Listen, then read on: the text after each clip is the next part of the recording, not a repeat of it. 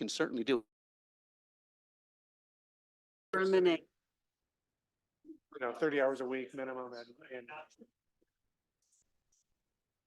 All right, everybody. Welcome back. I'm going to call to order the April 24th regular city council workshop. It's 5:11 p.m. And we're going to start off with the Affordable Housing Grant Review. Scott, we're kind of just going to continue the discussion a little bit if we need to. But why don't you lead us off? all right, I'll just rehash this a little bit for the record Okay. and for anybody who might have shown up in between. So this is a work session for an affordable housing grant program funds request for something that we've been running for about 5 years now, and it's funded by our transit percentage of our transit room tax, and it goes towards. I misspoke about the income caps initially, but basically it's for it's either for ownership units, and if they're ownership units, they can go up to 120. They can target homeowners that are making up to 120% of the AMI.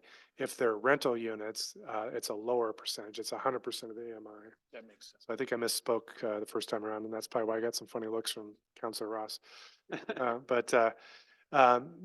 So there are some other requirements in the program in terms of how long the affordability period is, 10 years, what you can use the expenses for.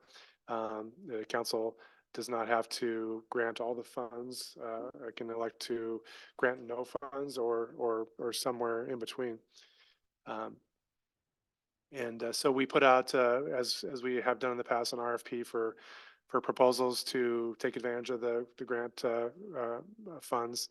And we had it open for approximately 2 months and received one application from Sisters Habitat for Humanity for a project that they're proposing off of Adams called Adams Commons.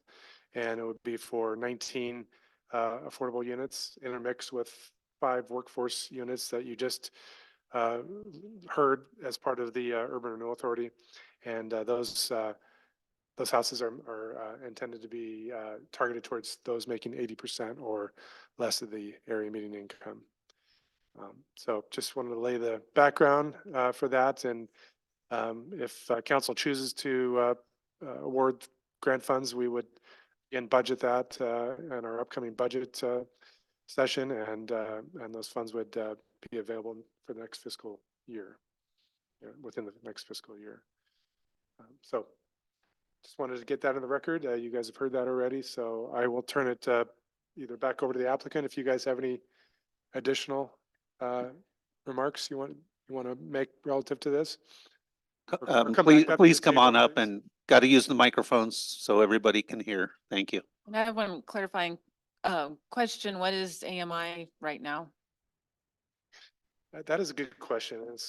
I find that it's kind of hard to find that number, especially updated. I know I've seen some on some other websites that have it, but I was looking at the city of Ben's, but they were 2021 numbers, not exactly updated. So I was thinking of our friends from Habitat might have the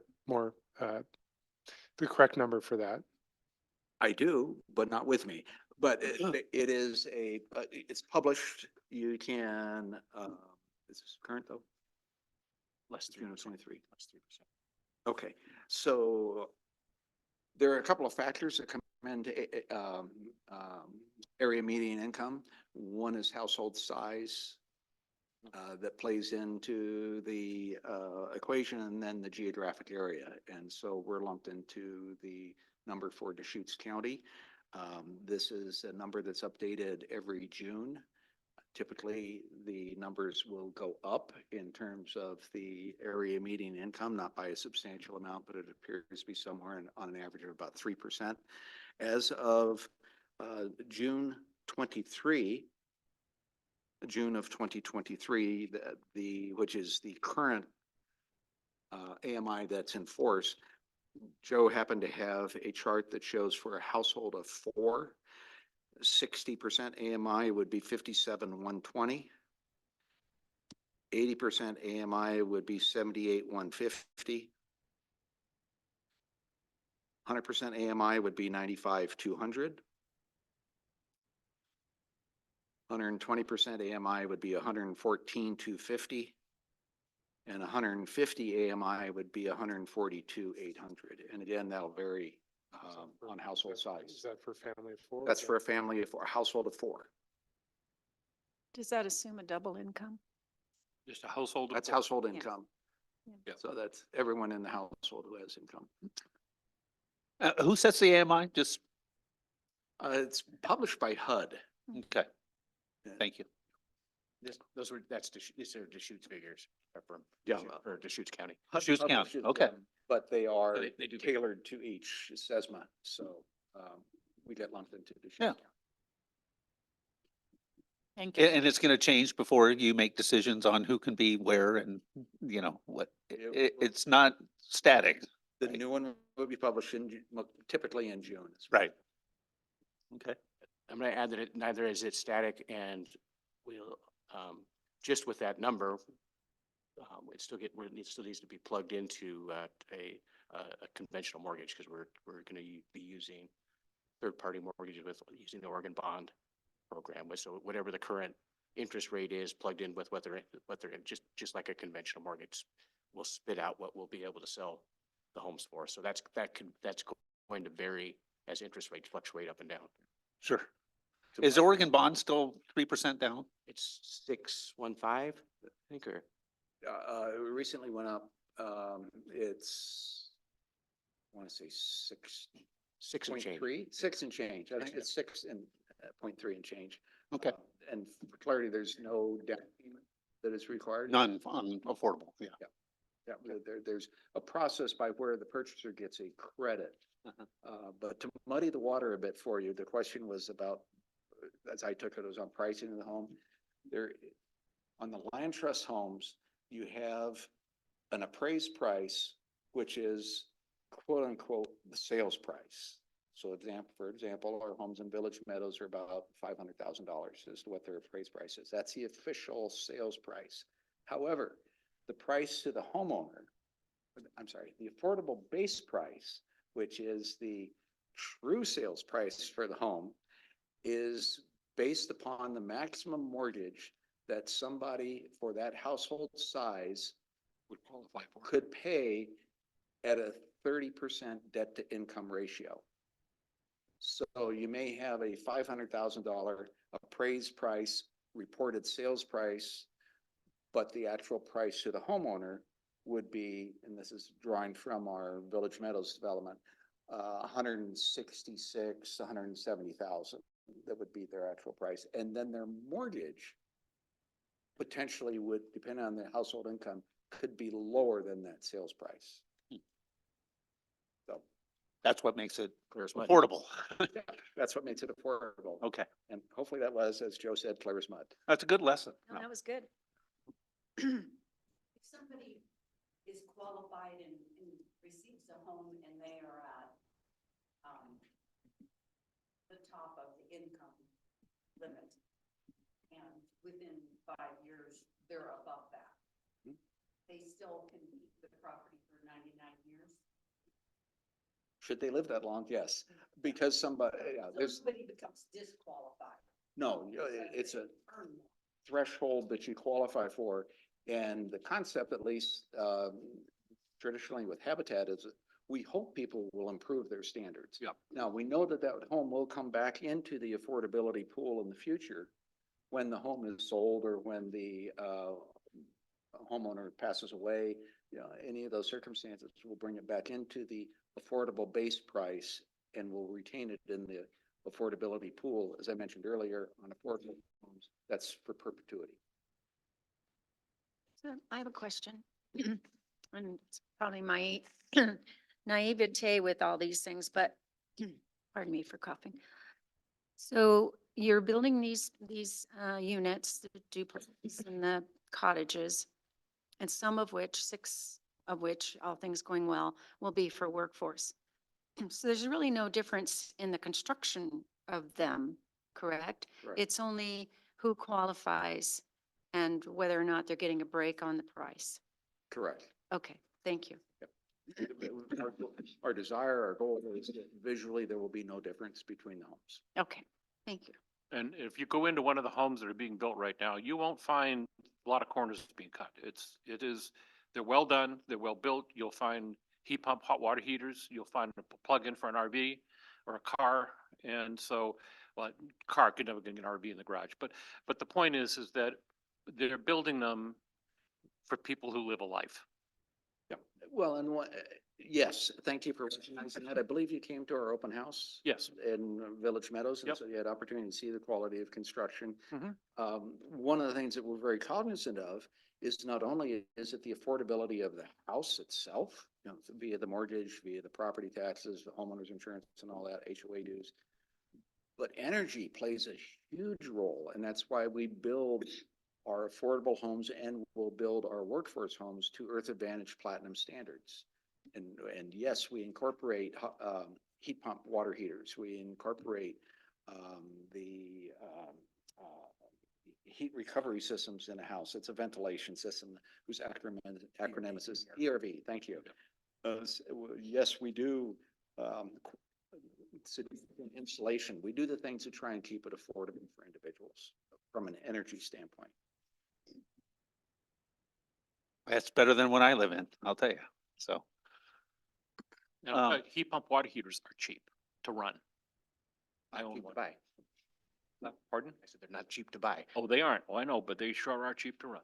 And they air condition your garage in the summer. Is any there, other, go ahead. are there plans to have solar on any of the roofs? Ideally, yes. It all comes down to that little thing called money. Okay, And there are some, I've heard in the wind that there are some funding opportunities that the state is contemplating that they haven't released yet that will help pay for solar in affordable homes. And it will also pay for storage mm, That's the Uh, key. in homes. And so interesting, what Yeah. may be on the horizon. hopefully in My time. storage costs more than my solar panels. So if I'm somebody that purchases one of these properties, I'm just trying to understand the gain that I get. I purchase a property, obviously deed restricted, other things, but I'm getting kind of a good deal on interest rate and down payment, all this kind of stuff. And then I want to sell it in 5 years, for whatever reason. So, you know, you make money multiple ways when you purchase a property, right? And some of these are a little limited, so I'm assuming you're still paying down a mortgage, right? So that's kind of money that one could recoup when they sell their house if they're selling for equal or more value. Not, not maybe as much opportunity for the house to increase in value over time, possibly because of the deed restriction and things like that. Obviously, houses can gain more value if you sweat equity or, you know, add on or make the house more valuable. You know, that's another way that people kind of get that wealth to move on to the next house. So, can you clarify that just a little bit more on, you know, I mean, obviously, I totally see the value in this, and I'm not saying that's a bad thing that some of these are not as potentially lucrative as a standard house, but can you just kind of flesh that out a little bit more? Am I making sense? Yes. Okay. So when a point of clarity, when you say standard house, are you saying Habitat Houses version 1.0 or Habitat Houses version 2.0? Oh, Difference just, being- or just something on the market, Free the market. free market, yeah. Guaranteed appreciation. Yep. I'll just speak moving forward. If you have questions about what the practice has been in the past, I'll be happy to go into that as well. But under the land trust model, as I mentioned earlier, it is covered by the Oregon Housing Community Services mandate that there be a master lease. And that master lease contains the provisions for shared appreciation upon sale of the home. And so, in essence, there are a couple of variables, but for simplicity, basically the way that it works is that the homeowner would get their equity. So they their mortgage was 150,000 to pick a number, and they've been in there long enough that their mortgage is down to 100,000. They would get that, and then they get 25% of the appreciation in appraised value of the house. So going back to my example, if the appraisal was 500,000, 5 years later, they sell the house and the house is worth 600,000, they get 25,000, 25% of the difference in appraised value. And then they also get the equity that from their payments that they have made towards principal. Sure. That's how you build generational wealth. Okay. That's one of the most effective ways is through home And- ownership. And are there any safety nets in case the market flattens or dips? Or is it just, Yes. we're all in the same boat? Yes, there are some safety nets in there. One of the safety nets would be that in all scenarios, Habitat has first right of refusal to buy the home back. And so it's unlike the open market scenario, the homeowner is not going to face a loss. Okay. So if we went back to 2007, 2008, yeah, Mhm. somebody had the misfortune of buying in 2006 and needed to sell in 2007, they took it in the shorts. That would not happen in a scenario that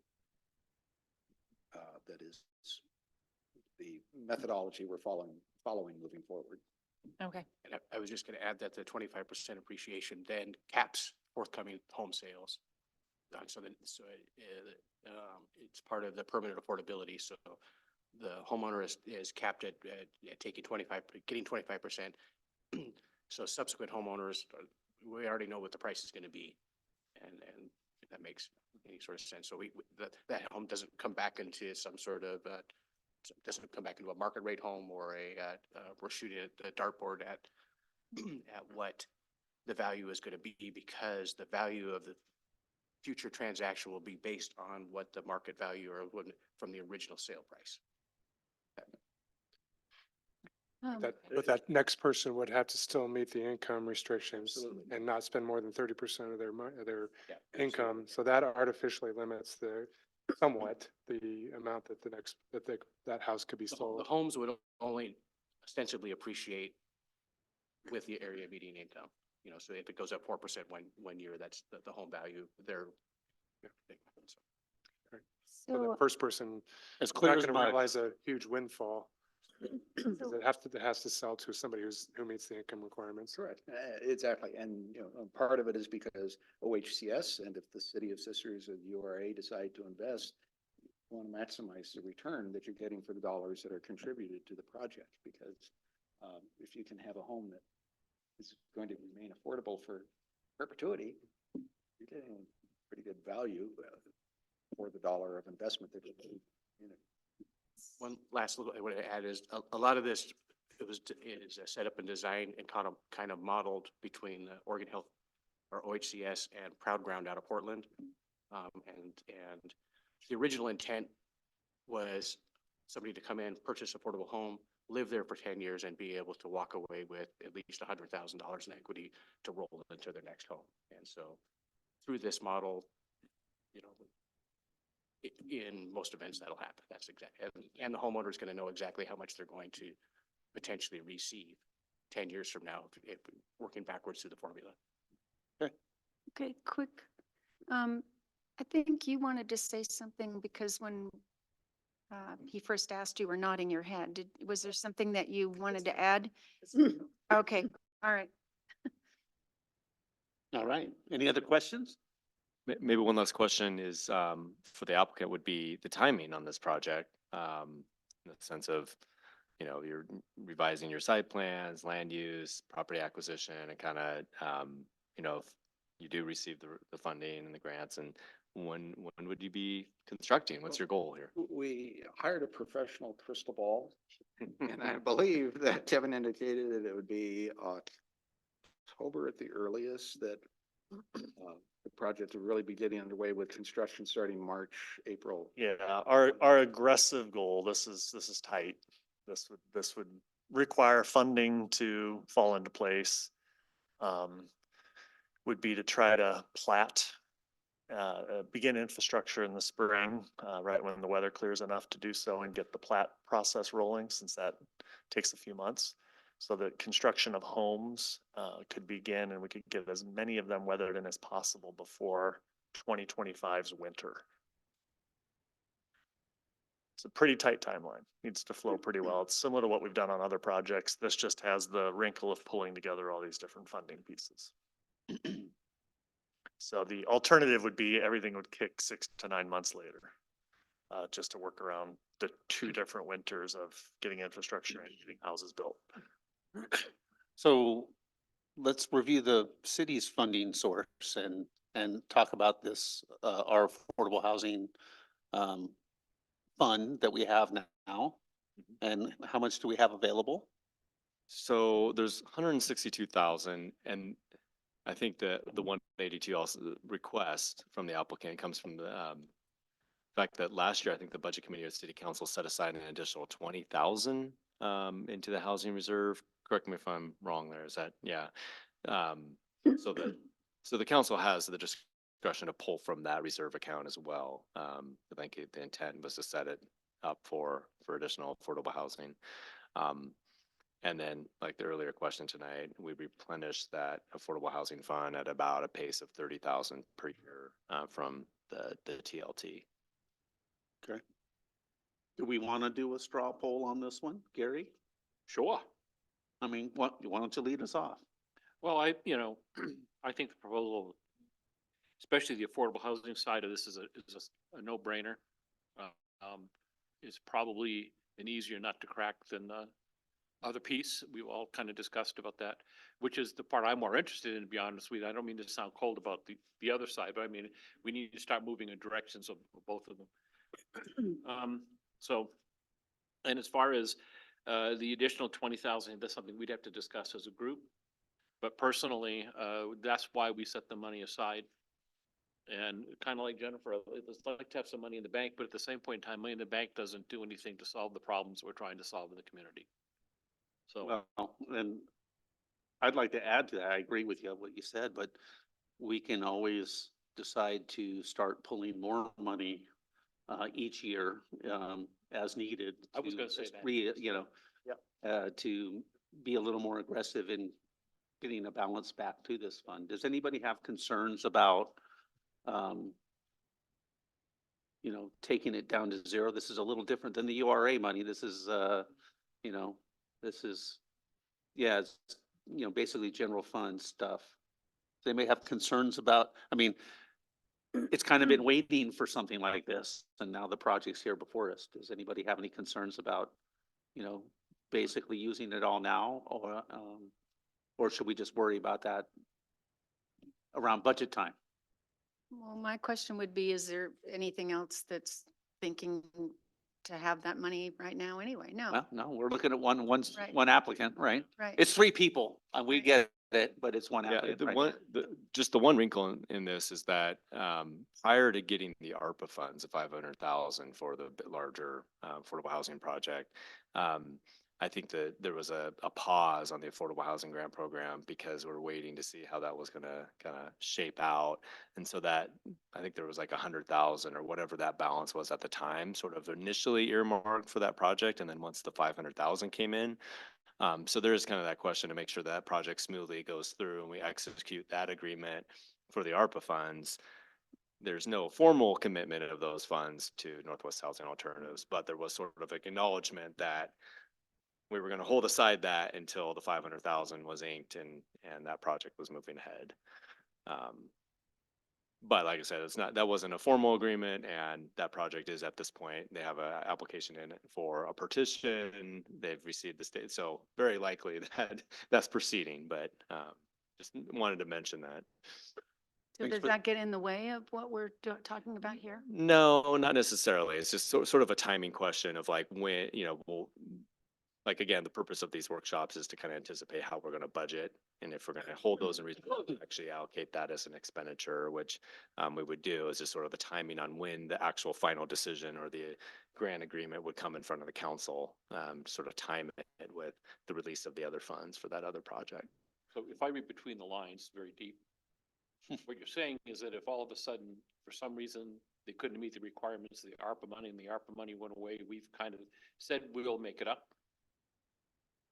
Well, Is that's that what again, you're that, saying in I think that, words? yeah, and there's, exactly, that's the wrinkle of kind of that prior sort of handshake agreement of that grant round, and then when the 500,000 came, it was like, okay, we'll put that aside and focus on the 500,000 for that project. But I don't know if that project's viable with that amount of money anyways, right? Supplemental budget. Yeah. Joe's ready to go on that. There goes your Jamaica plans. Yeah, well, Rainy day fund. Have to What do you cancel the think, swimming Jennifer? pool. I think this is a little different than the URA funds, because, you know, those are specific to the workforce and we're clearly critical to getting that portion done, you know, so I see the need and urgency for that 400. This is a little lower in the respect that it's a lower dollar amount, and there are, you know, many other pots of potential funding out there. And, you know, and I saw that you are in the process of applying for other funding sources, which are majority for affordable. Is that correct? Correct. What is the timing on learning about those?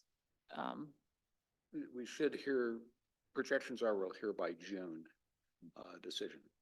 Okay.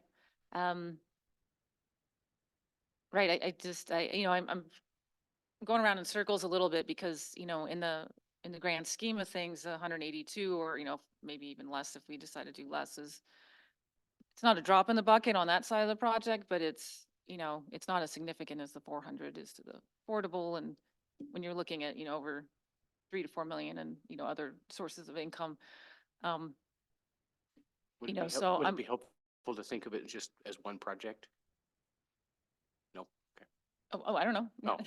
You know, and thinking of in that, you know, and nomenclature might not be right, is we're talking about affordable housing. We're trying to distinguish between affordable and essentially it's all workforce housing. We're just trying Yeah. to figure out a way to house people that work, and by putting a label out here.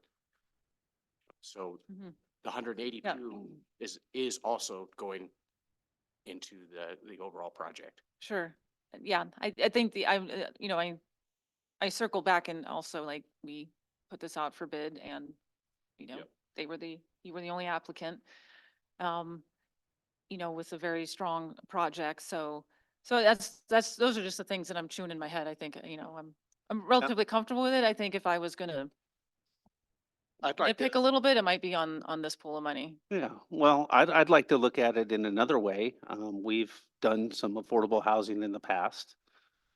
And we're talking about 582,000 for 25 units. If you put it as one thing, that's between 25 and 30,000, closer to 30,000 per unit that we're putting in. That's pretty kind of on par where we've done things in the past, maybe a little more. But it's less than other applicants that have come before us. You know, with the teacher housing was way more per Way unit. more per unit. So, I mean, you know, Do you- not, you know, Do you need this money I mean, I guess these applications are already in process, but I know sometimes it's obviously helps the process along when you have the city's given us this much and, you know, is this critical to, you know, getting awarded other funding?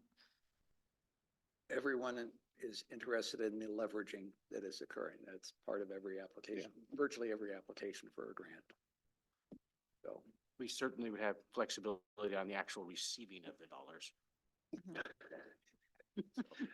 Knowing that the. nobody's got a Singles? problem with receiving dollars. Well, Quarters. but the timing.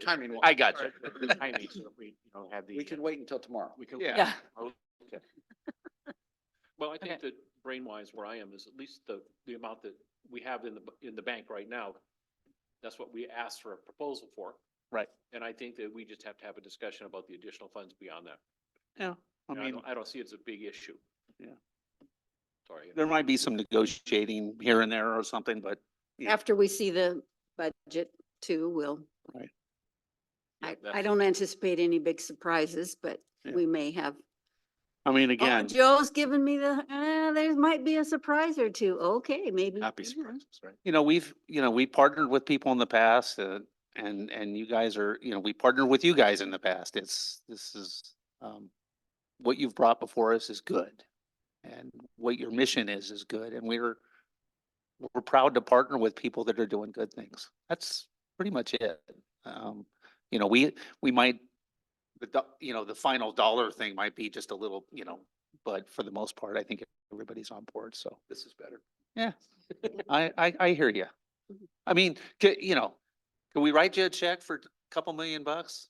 No, Okay. we can't. But we're not- You Well, I mean, we sign it, could, nobody would could. sign it. Nobody would sign. I would sign it, but would it go? You know, that's the You thing. just wouldn't get a second signature. Yeah. But, you know, just, yeah, we'll keep talking and we'll, you know, we'll get to the next point, I think. No So we big red appreciate that. flags today. I would say feel confident. How about that? Cautiously optimistic, maybe. I'm just kidding. All right, anything else on this? So I would just like to summarize, I heard early on that you would like another work session or somebody, I think Councilor Blamey said you might request another work session. Is that still something you guys all want to do or A work has that session changed? after you've had an opportunity to look at it closely. Yeah. The plan itself? Right. Okay. Because, you know, I think I'd want the to. devil's in the details. Yeah, that's- Yeah. Devil's in the details. So I mean, we're at conceptual and you've heard us conceptually, we like what we hear. Now we need to see what non-conceptual looks like and you can hear what non-conceptually you want to hear. Yeah. So you want I to, feel like we need Did I to talk around circles enough? wait till after our budget meeting. Will that help people feel more confident if we wait till after the At budget what meeting? point are you with the plans? you looking at me? Mm-hmm. Well, there's been no formal submittal. Okay. So Um, when are we likely to get a formal submittal? I think they were targeting sometime summer. But we would encourage them to go through a pre-application review, and I think that's, you guys have said you want to do that to get some of that initial feedback, and so that's something we could do sooner rather than later, I think, because you had the plans. So we get into this awkward kind of realm between council and land use, right? And I guess the question is, did the council want to weigh in more on the conceptual site plans and sort of the layouts and design and things like that prior to submitting for a land use? Keep in mind that project could be appealed to the city council in the Okay. future, Yeah. right? No. Right. I don't think we want to get into that level of detail, but I certainly think that,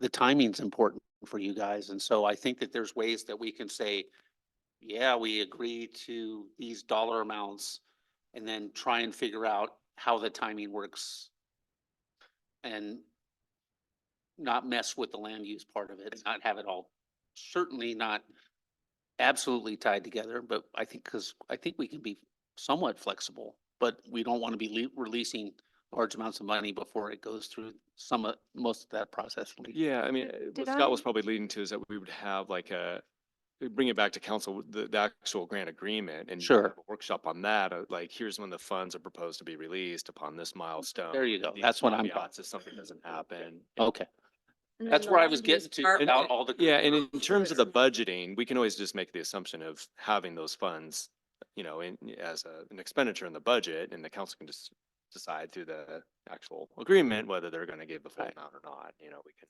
have that appropriation. Okay. That sounds good. So did I understand earlier that some of the funds that you're asking for are needed for the plots, the finalized plots, which were supposed to be done this summer? Am I understanding that right? I mean, are you needing the certain funds sooner than later is what I'm asking, I guess. Please, gentlemen, chime in if you have a different viewpoint, but I think that we are fine in doing the preliminary works that needs to be done. Okay. That we have sufficient resources so we can do that. So the council and the URA taking their time to deliberate and come to a decision that they're comfortable with. We have flexibility as to when we need those funds. Probably we're to push past late summer, early fall, that might create a challenge. So let me just ask this then. I mean, if people know you're drafting grant agreements with the city for funds, is that enough for you to be able to leverage other people? Is that enough by itself? that we're drafting grant, these draft agreements and, people know you're working on it. We've kind of said, is that enough for you guys to leverage, or do you actually have to get the cash in the hand? Not necessarily the cash in hand, but an actual formal. Okay. agreement. Yeah. That's a subject. I think subject that's we- What we've done with. That we've Northwest gone through the Housing. land use process, Okay. knowing that we Just need to have go to through the let- process. Staff work the timing out. Yeah, all right. We're not gonna work it out here. This is are dollars that would be critical late in the summer or whenever. We have time Yeah. to move forward even up to the budget process. Yeah, oh, yeah. About what a final number might be. All right. Well, I'll let those guys, because they know more about Right. these agreements than I do. I just generally say, yeah, okay, and sign them Disagree. after that. Right. Okay. Anything else? Move forward. Yeah, we have another workshop. There's another item. Yeah. Yeah. Well, there's another item on this workshop. Is Yeah. 45 minutes enough for everybody? For this next topic? I hope so. Okay. All right. Thank you very much. Thank you for your consideration. All right. Next up is water and wastewater rate updates. So, Okay. You good? All right. You're welcome. yes, we have Paul. Yeah, coming. I want to make a reminder to everybody to speak into your microphones, please. That's everybody. Just everybody. Okay, your next workshop topic tonight is our proposed water and wastewater rate adjustments. We also have Chris Gonzalez from FCS who will be joining us for a presentation. I think Paul's going to do some more introductory comments, but I'll just start off by saying, as we've sort of talked with council at goal setting, it's it's been a goal for the 2023-24 year to update our utility rates based on the newly adopted master plans for our water and wastewater utilities and the CIPs in those master plans. You're probably aware that I think there's over 20 million in water projects that are planned for the next 5 years, and I think another 12 million in wastewater that are planned over the next 5 years. And so how do we pay for that? We need to issue debt. How do you pay for debt? Through customer utility rates. We're also had workshops already with the council about system development charges, which are paid by developers when they build new construction that is growth related and creates demand on the system. So they pay their fair share. So tonight's a presentation about the proposed rates, the rate model, and sort of the plan in terms of the rate structures, especially on the water side, with a couple options for the council to consider. So Paul, I'll turn it over to you, and then I know Chris should be online too for the presentation portion. Yeah, I'll kick it over to Kim Keaton. She can get us going here. No, I think that's a great introduction. We're going to look at a couple things tonight that we're going to want direction from you all. One, are you comfortable with the rate increases as proposed? Second would be the two different options of kind of how we can disperse the rate equity. One being a secure financing approach and the other being a conservation-based approach. And then the third would be to give us a heads up on, are you okay with the implementation strategy going forward through the spring, as well as our kind of public outreach plan. And then to sum it all up, we'll kick it back to Joe, and Joe can run us through kind of the billing and finance changes that we're looking at. So with that, I will turn it over to Chris, and he can run us through his rate update presentation. So can everyone see the presentation Looks great. screen? Okay, perfect. Okay.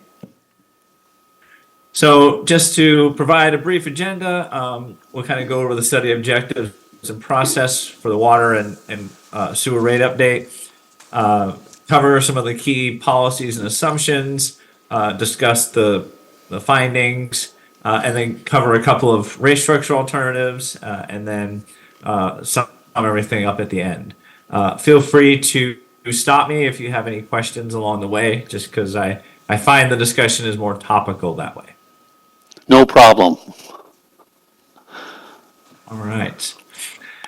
So the key objectives of this study were to update the financial plans for the city's water and wastewater utilities to reflect updated estimates of operation and maintenance costs, as well as the updated capital program. And we have been looking at this every several years for the city since I think 2016 was the first study that we did. And so we periodically revisit this analysis to make sure that the financial plans for the two utilities remain viable. And this time there was an additional objective, which was to develop a couple of water rate structure alternatives. And so these alternatives that staff requested were driven by a couple of objectives, including equity, so improving the alignment of causation and how those costs are recovered through the base charges. And then also conservation, promoting water conservation by increasing the volume charges. And so just to provide a brief overview of the rate study process, this is really focusing on the revenue requirement. That's kind of the first phase of the rate study. And so that has three elements, one of them being, the overall policy framework, how do we fund capital needs, how much money do we need to maintain in reserves, all those sorts of things that make the utilities run. And then we have an operating forecast where we're projecting the operation and maintenance costs of the utilities, based on the information that the city has published, such as the budget. And then also there is the capital plan. So there's the list of project requirement. And hopefully I don't have to say all that again. No, you're good. Okay, perfect. Anyhow, so the funding strategy will include some mix of cash, both from the operating side and as well as the SDC fund, System Development Charge Fund, any grants that are available, and then also possibly the issuance of debt to pay for costs that exceed the available resources. And so depending, several of those mechanisms have direct impact on the amount of revenue that each utility needs to generate. But ultimately, once we pull it all into the revenue requirement, we have an estimate of how much revenue rates need to generate. And we can compare that to how much revenue the utilities are generating, and then that gives us the basis for what the rate increase needs to be. We typically look at a multi-year plan with the goal of having rate increases that are as stable and moderate as possible. We don't like surprises where we do nothing for 10 years and then, do a 50% rate increase. I mean, we want to more or less track to the annual cost increases so that that you're staying on top of everything that you need to stay on top of. And so, the other two phases, the second phase would typically be a cost of service analysis where we allocate costs, the revenue requirement to functions of service and then to customer classes. We're not doing that this time around. But we are doing the third phase, which is rate design. And so once we've identified the revenue requirement and we know how much revenue the water utility needs to generate, we are then going to look at different base charges and volume charges to generate the required amount of revenue. And I should clarify, we only looked at the rate structure for the water utility. The sewer utility, we're envisioning across the board increases based on the increases that we need as a result of the revenue requirement analysis. And so just to summarize the key financial policies, we are assuming each utility maintains an operating reserve of 2 months or about 16% of budgeted operating expenses. And so based on the 2024 budget, that equates to about $138,000 for the water utility and $143,000 for the wastewater utility. And that's current city policy. And then each utility funds transfers for capital projects through rates. And there are transfers to the capital improvement reserve, which provides funding for major capital projects and purchases. And the water utility is funding about $104,000 per year the wastewater utility is not currently funding those transfers. But then there are also capital replacement reserve transfers, which provide funding to replace assets at the end of their lives. And the water utility and wastewater utility are both each transferring about $46,000 per year toward that cause. And so another policy goal that we've overlaid with the expectation that some debt will be required to support the capital program, which we are assuming is revenue bonds that would be issued, is a policy goal to maintain a combined operating and capital cash balance of at least 180 days of operating expenses. And that's a policy recommended by the bond rating agencies for jurisdictions that are seeking to optimize their bond ratings, which ultimately means that you would get the best bond rating and the lowest interest rates that you can. And so basically the way we put it in our analysis is once we project a utility issuing debt, issuing bonds, then we assume that standard needs to be met. In practice, you might fall a little bit short of it, in one year or another, depending on the actual performance. But for the purpose of the plan, we want to show the utilities meeting that standard. Chris, I have a question. This is Oh, Mayor sure. Preedy. Is there any advantage to maintaining more than 180 days, or is that kind of just the threshold? You get the best bond rating and that's it, and there's no real reason to maintain more than that? No, so I mean, I think part of it is, thinking about how much you would need in reserves in general. And so one way you might look at that is, take the operating and the capital reserve separately. If you look at the operating reserves, you could look at the monthly activity, revenue in, expenses out, and see over the course of the year, how much does the reserve balance get drawn down based on just normal cash flow cycles.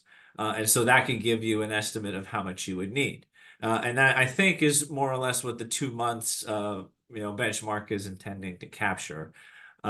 I would say, especially if the rate structure changes to shift more towards the volume charges to encourage conservation, there might be another element where you look at, well, how far can revenues dip down in a low sales year? So if it's a wet summer, or even if there's an economic downturn and you have customers cutting their water use to save money, quantifying what that potential revenue loss would be.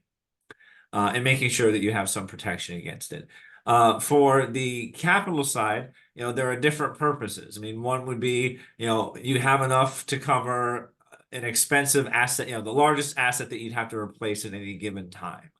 Not like a full treatment plant expansion or something, but, if you had a pump station that needed a major repair, like how much could that cost? Or, if you want a contingency to protect against your capital cost estimates, being either being higher than budgeted, you might have a percentage of the, rolling 6-year capital plan, in reserve.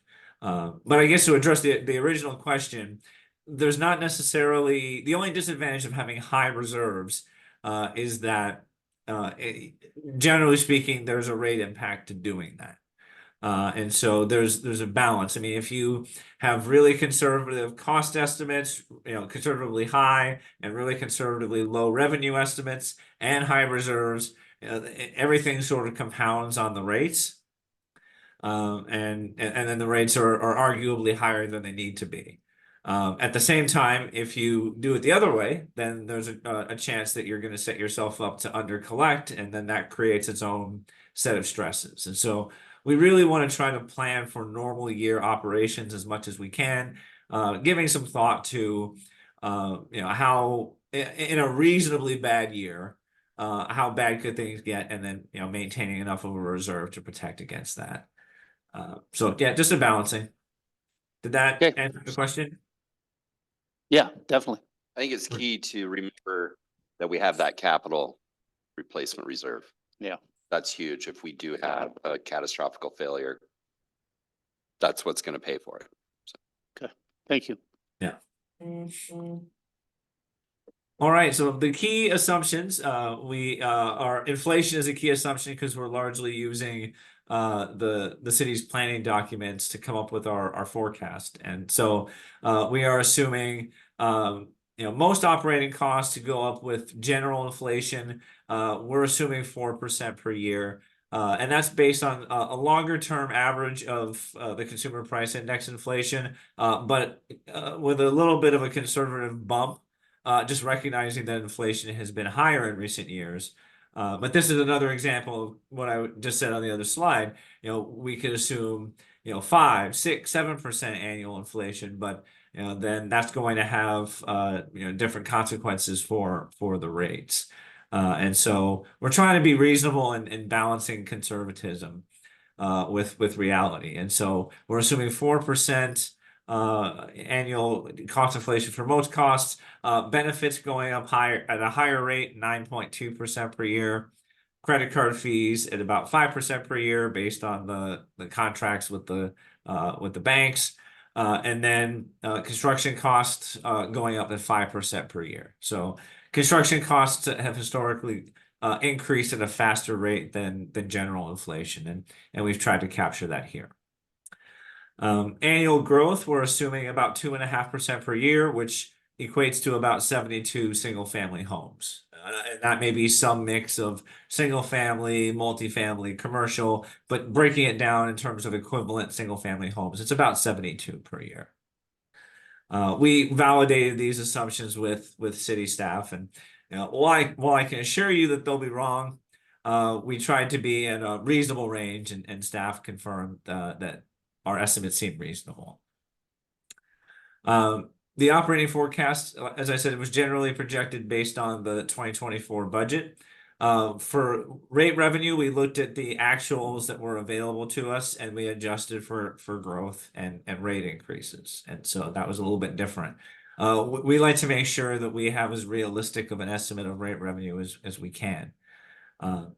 Expenses we forecast based on the budget as well. And then we calculated franchise fees on the projected revenues. Based on the, I think it's 7% is the current tax rate. So we'll start with the wastewater utility. The forecast, we're projecting that the utility is going to spend about $12 million on projects from 2024 through 2030. About half of that is reuse improvements. Another almost $5 million on lift station improvements, and then some minor upgrades at the treatment plant to cover the difference. We're showing that cash resources would cover about 68% of that cost. 3.4 million would come from sewer fund operating cash, and so that would be a combination of existing balances and contributions from rates. And then 4.8 million would come from the SDC fund. And so that would include a combination of SDCs that have been collected to date, as well as future SDCs that the city receives from growth that occurs in the near term. We're showing the need for 3.8 million in revenue bond funding. And based on projected interest rates in the neighborhood of 4% per year, 20-year bonds, we're looking at additional debt service of about $221,000 by 2030. And so then to highlight, oh, yes? Okay, Counselor Letts, and this might be for Paul or Joe, under that 12 million in capital projects, since this reuse 6.3 million, is that kind of the first phases of Lazy Z? Is that included in that number? Absolutely. Okay. Yeah, that's a large chunk of it. So something to remember in both the water and wastewater funds is we have a pretty healthy reserve balance right now. And in order to keep rates as reasonable as we could, we're spending that cash. So that's important to remember. And my follow-up question to this slide, I think you'll be answering it later, is these numbers are based upon the current funding rates and everything at the current level. Is that an accurate statement on slide 7? Let's see. That's the one we were just looking at. So cash expect to cover 68% of the planned costs. And then it lists out the breakdown as to what they're coming from. And my question, I guess, would be this is if we didn't change anything in the rate structure? Is Uh, it where we would be, represent changes in the rate structure that we're going to consider later on in this, I- this. I see. Yeah. So let me take a shot at that. So I mean, ultimately, this is showing, it considers the rate increases, in that like we're looking at the overall financial model and how much money is available in the reserves. So if we did no rate increase, there might be less cash available. Maybe the sewer fund cash number might be lower, and the revenue bond number might be higher. I mean, typically for a plan of this length and looking at sort of inflationary level increases, it should be fairly close. But yeah, I mean, I can't say that if we zeroed out the rate increases and just kept your existing rates for the next 6 years, that you would have this cash on hand immediately. That's okay. I just needed to know whether this Yeah. represented what we're talking about later or whether this represented current status.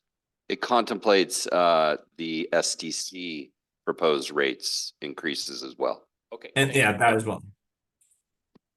No more questions? And so this is summarizing the financial plan. And we've got the dark green part of the bar being operating expenses, the light blue being debt service, and seeing how beginning in 2026 that increases in size. And then everything above that would be what's available for capital funding, and most of it being used for capital funding. And so we are envisioning a strategy of 4% annual wastewater rate increases, and based on your monthly wastewater rate per equivalent dwelling unit, or EDU, that would equate to about $1.70, $1.80 type of increase in the monthly bill each year. And we're at this point showing proposed rates for the next 3 years, 25 through 27, and then there'd be we'd envision some type of review probably around 2027, to then look at the rate needs for the following 3 years. Yeah, I think especially with the economic conditions as they have been, it would be prudent to not go a whole 5 or 6 years without revisiting this, just given the number of assumptions that are involved in an analysis of this type. So that's the wastewater forecast. Before I move on to water, are there any questions? And that's the less controversial one. The only thing I would add at this point, Chris has mentioned revenue bonds a few times. We haven't, we've had a few meetings. We've looked at a couple different options in terms of what kind of debt financing options there's out there for these projects. And those all carry different terms, different options for, 20-year, 30-year interest rates. And so that can influence the model. I think, by using a revenue bond, you're using sort of the conservative, city issues a revenue bond. It has costs associated with the issuance. It has a certain, rate. But, we'll be continuing to monitor that and probably even come back and refresh the model as we kind of lock in different financing. And that can definitely influence the rates. How much, yet to be seen, but that I just want to make sure you understand the baseline assumption. It's here. kind of the filler. So, Yeah, and it might come Right. closer to the end. So, Yeah. yeah, okay. For And this I- exercise, assume something. Right. So, Yeah. yeah. And that's a great point. Just understanding that we would rather start with the more conservative, the more expensive financing source, and then if you get any loans or if things improve, I mean, we can come back and say, hey, maybe these rate increases don't need to be so high. I'm sorry, did I cut somebody off? No, you're good. Okay, perfect. Continue on the water, I right. think. So the water utility capital needs forecast. So here we're looking at about 21.7 million in projects from 24 through 2030. Water main improvements, about 13 million of that. 7 million for the storage tank, and then another 1.2 million in wells, and then a meter replacement program. And cash resources here are only expected to cover about 38% of the planned project costs. And so we've got water fund cash being about 2.5 million. Again, that being existing reserves in the water fund and then contributions that are funded by rates. The water SDC fund would spend about 5.7 million under this plan.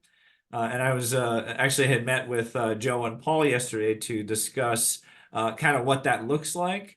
And I mean, it's basically spending down by the time we get to 2028, I believe it is, basically spending down the entire water SDC fund balance on some of these big growth related projects. And so, that provides another reason to, to have another touch point and to monitor this, given the scale of the cost that we're talking about. We're showing the need for 13.2 million in revenue bond funding, and based on the terms we've assumed, that would increase the annual debt service for the water utility by about $767,000 by 2030. And so the water utilities needs are quite a bit higher.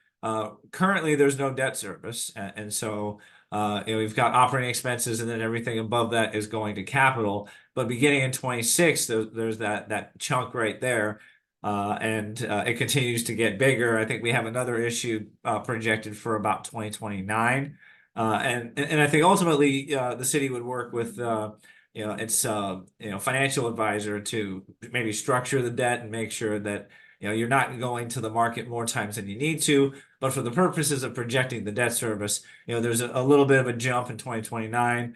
We try to mitigate the upfront impact in 2026 through 2028 to provide some ability to smooth and ramp up the rates over time. And so we're showing the need for 5 years of 12% rate increases, and then we can drop down to that inflationary level by 2030 of 4%.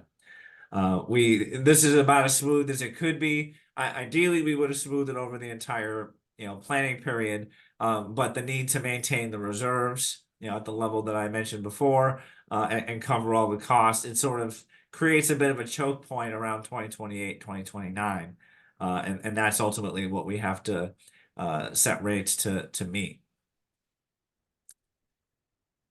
Well, Paul, can I ask you a question?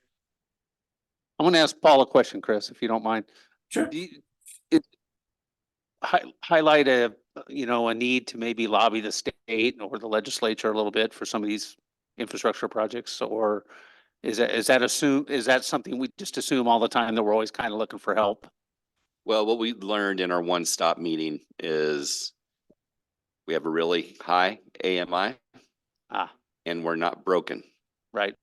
So the legislature has plenty of broken systems that they're trying to find money to, and we just don't fit in that box. Okay. And I had a similar question about grants. For instance, there was something out there in the wildfire world that, could maybe partially fund the storage tank or the Lazy Z project is kind of a wildlife type project, is that kind of a little wild card in the background, but we don't really plan for it. Just nice to have if we get it, or. I think it's nice to have, we get it. OEM is going to be our avenue to get into those funding opportunities, but we're assuming, I think, worst case scenario as far as issuing our own debt. Okay. That is smart, in my opinion. Yeah. I think we're always going to be seeking funding from wherever sources, grants, low interest loans, forgivable loans. I think what we saw this last session, a lot of the infrastructure funding was associated with housing.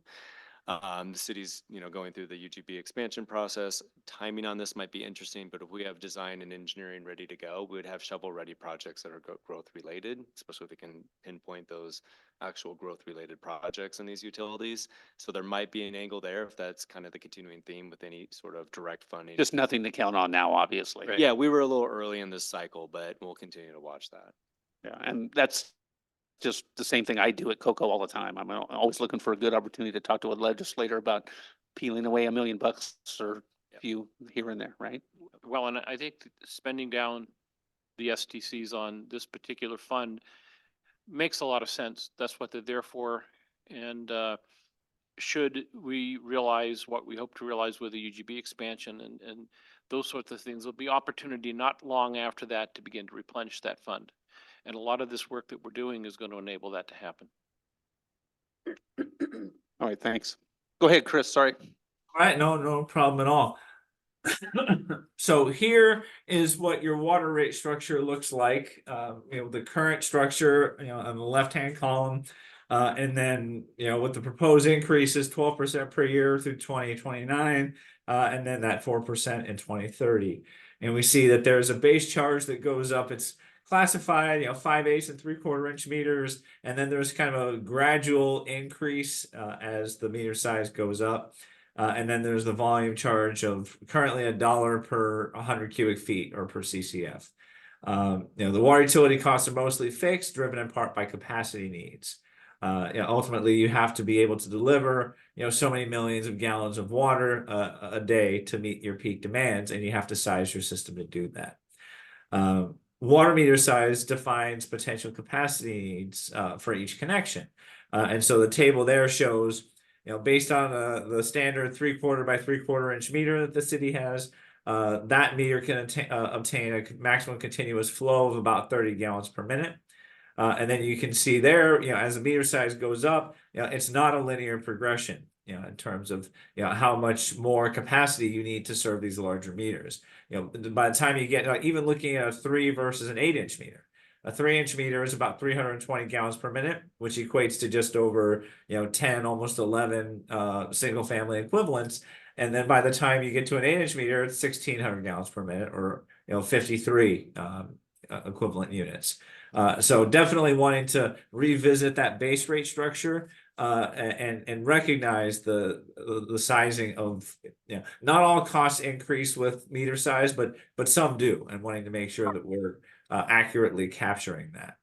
And this will ultimately improve equity and thinking about, your typical single family home with a 3/4 inch meter, because the charges don't increase very much with meter size, at least through a 2-inch meter.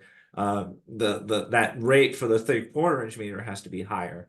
And so by revisiting that, the goal would be, maybe we can mitigate the rate increases by improving equity, in this regard.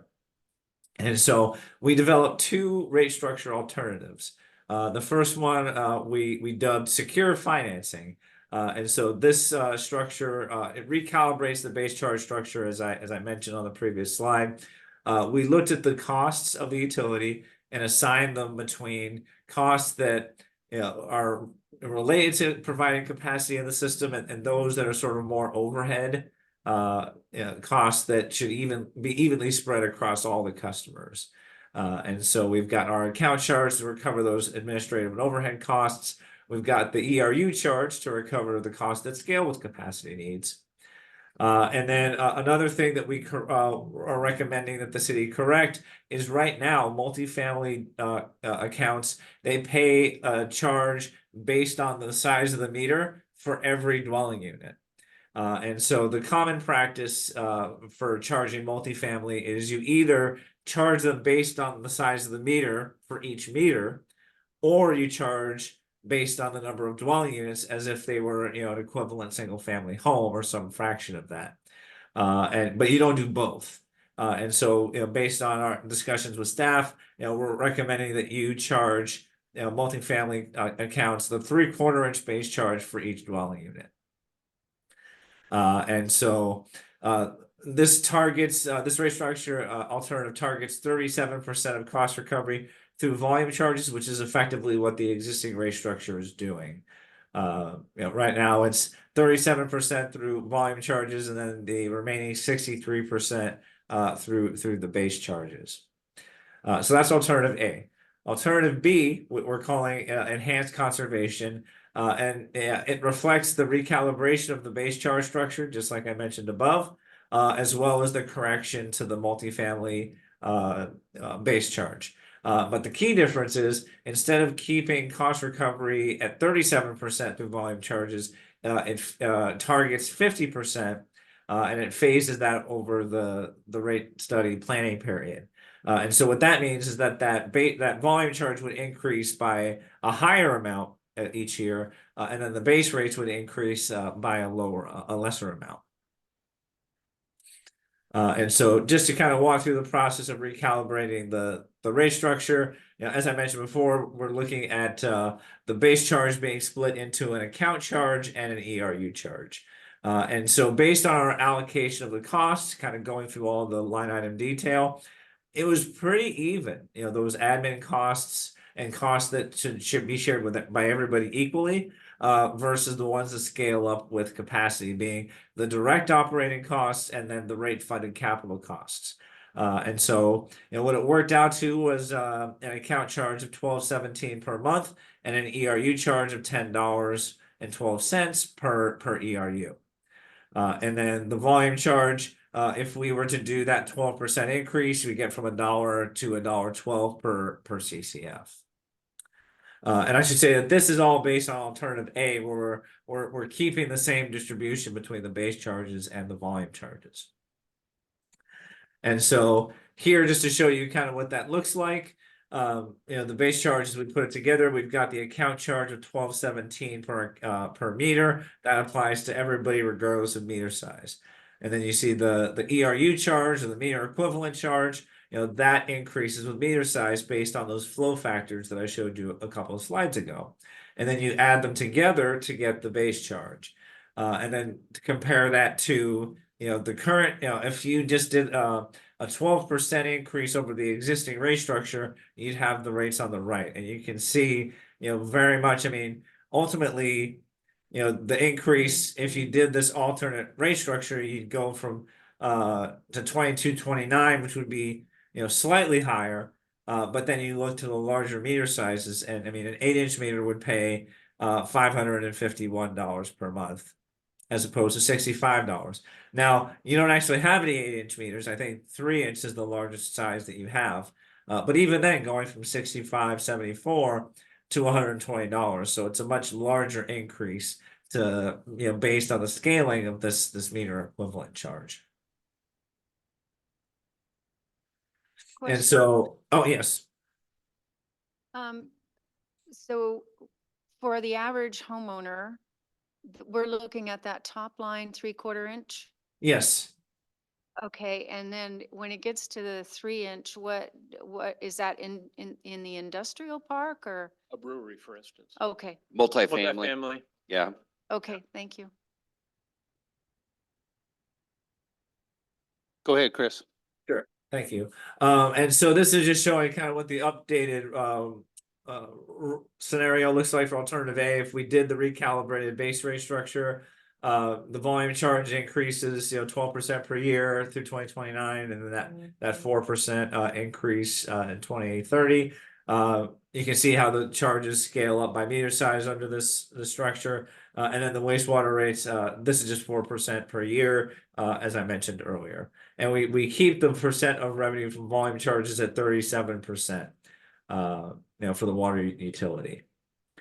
If we go to the enhanced conservation alternative, the base rate structure in terms of in concept is much the same, but the increases are lower because we're shifting from 37% through volume charges, and we get to 50% by 2029. And so we're doing that increase gradually, just understanding that there is some degree of elasticity and demand. So if we increase the volume charges too much too quickly, the good news is you'll have customers responding more to the signals to cut their water use, but the bad news is that you'll get less revenue because of it, and especially when there are going to be a lot of fixed debt service costs. We want to limit your exposure to those risks. And so this gets the initiative of improving the conservation incentives, but in a way that people can sort of react to more gradually. And so just to show you a sample bill comparison for some other nearby communities, right now you are the lowest aside from the city of Redmond. And then under the status quo for 2025, the charge would go up to $76.15. That would be a 4% sewer rate increase and a 12% water rate increase. And then we got our two alternatives. Alternative A would be the highest because the base rates and everything would be the highest relative to the scenarios we looked at. And then the conservation scenario, at least at this usage level of 10 CCF per month, which is the average for your single family class.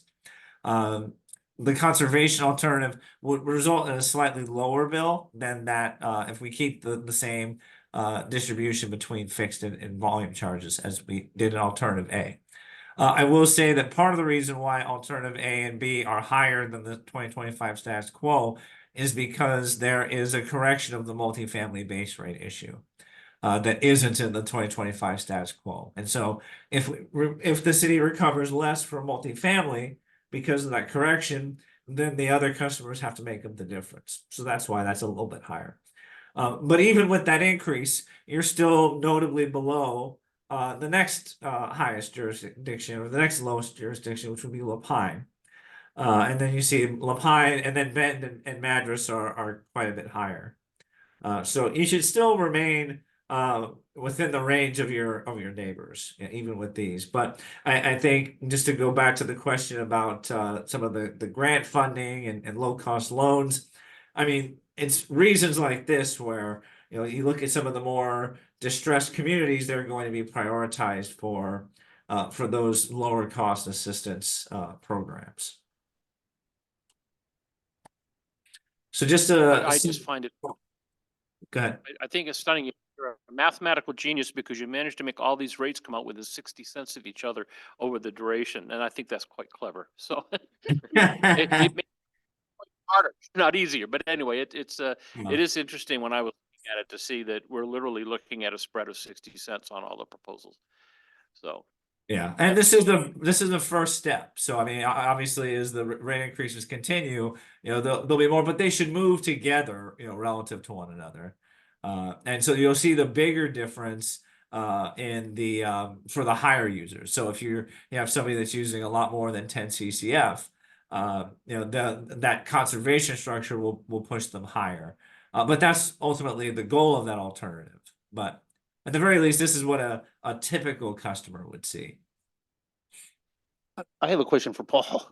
The conservation alternative, with the difficulty we're having with new rules coming up and water rights and possible, fights down the road with the state, does that help us if we choose the conservation method? Do you think that helps us at all with the state as far as, hey, we're doing everything we can to use as little water as possible as a community? And do you think that buys us anything? Or is it really more just about, it's just about us? This is about how our community should be, how we feel it should be run.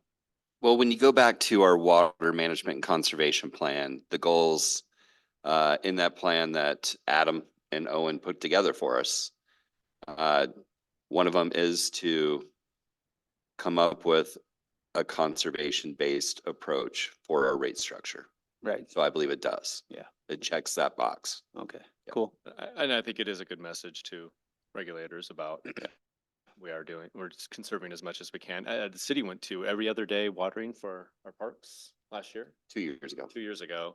And that's something to consider. I think a future policy conversation with council is a policy like that citywide for. So, looking at projected between the two, there really isn't a big difference in terms of the typical home user bill. As I think I heard stated that alternative B puts us at a little more risk. If we really get the message across, we don't sell as much water, then revenue goes down. But then we're not using as much water. I know that's the thing. Yeah. Right, so- But It's a tough choice. so for me, it's a wash in terms of cost. So I think we ought to go, in my opinion, with the rate structure that is the best sell. And that your folks are most comfortable with. If you said to me, I don't like B, A is the only one, then I'd go with A. But I think what I hear is that, we've said we're gonna do this, maybe we should do it. He used a couple of names. It's Adam and Owen. They're with GSI Water Solutions. Is that their name? Is that the correct? And they're contracted by many cities across the I thought they Central were Oregon interesting. and Cocoa. And so they know more about water than everybody else in this room. Well, except maybe Paul. So just they're the experts. Coco hires them. Ben, Yeah. we hire them directly. No problem. I Ben just, and you know, Revenue, yeah. And keep in mind, if there is if there's an immediate impact to that, alternative B through water usage, we'd have to correct that regardless, because the debt is with the debt. And so whatever that need is, we'll have to meet that. So maybe that fixed space, maybe that goes up a different percentage in 2 years because we've seen such a dramatic impact. So the elasticity of it is a risk, but if it's a risk you're willing to take, if you're willing to reevaluate those rates in a couple of years to see where you're at. Yeah, I'm all for the conservation method. I like the bluegrass band. I think either approach, as you can see, since we needed the 12% increase system-wide, Yeah.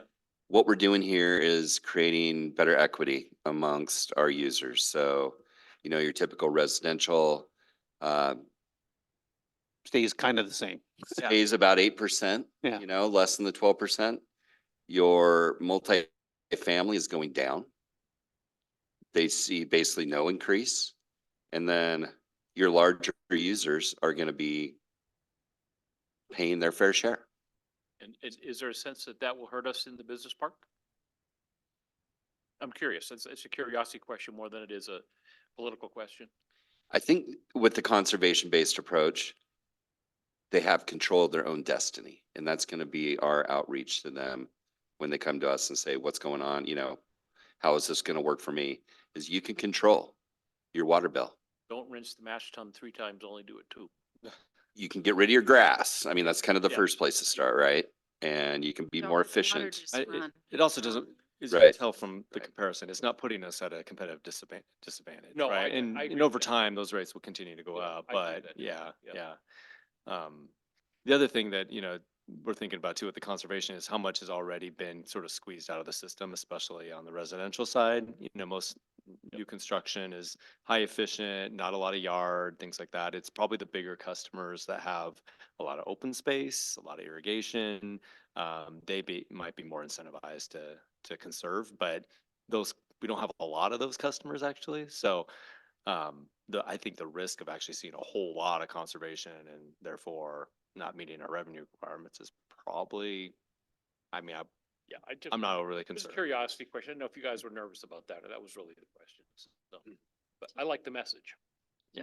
Do we offer, or anywhere in Sisters offer a service of analyzing one's outlying property relative to how much water the vegetation needs? Do we offer assessments like that? Good question. Are we part of like a consortium here for water conservation? We're not, Not. we do have an interesting, and we've talked, Kim kind of runs the program about reinstating it, is being able to, there's a bill calculator that we have put on our website before, Mm. where people can go in with some assumptions on how much water they're using, and it spits out what their water bill is. And I think that was, Yeah, now with the utility platform that we have, they can see historically, oh, okay, in December, if I plug in, what I had last December for next December, this is what I would be paying. So it's nice to have that additional tool. They can see their consumption instead of having, to call us and get that directly from us. So it's a little bit easier for them. I think I get Actually, automatic was- emails. But I What I see your was point. asking Yeah. Was, like, if somebody has a property with a lot of grass on it, that's going to take a lot more water than if somebody has one of those that Zeroscape. yeah. Dirt. thank you, dirt. Yeah. But more indigenous kinds of plants. I think, And so, yeah. yeah, Well, we shared one of our, the letters that we're going to do for public communications to kind of get, the word out Yes, about I the saw rate that. increases. And I think Yeah. following up on that, especially as we go into the summer, we can do a lot more in terms of water conservation education. Mhm. A lot of folks think they need to water every day, and there's Well, simple we've got tips those that are handouts they're out quite there, yeah. accessible. We have information that we can promote, don't water in the heat of the day. Yeah. Every other day is fine. You only need, a certain amount of inches of Let's water never for take your my lawn. shower, I lay in the mobile lawn and let's. Right, yeah. and we're getting data ourselves on irrigation improvements and going to zeroscaping. So that's going to be able to help communicate what that advantage And is. there are Okay. sprinkler heads that are misting style that use a lot less water than the ones you might have currently in your yard. That a lot of golf courses have gone to cut way back on water utilization. And they're still looking green. Yeah, I think the only danger is, and I mean, I think it's relatively small, but if, somebody just stops watering their yard or vegetation, because they're trying to save as much money as they can, and, that can, depending on the Fire vegetation that was there, increases their fire risk, so.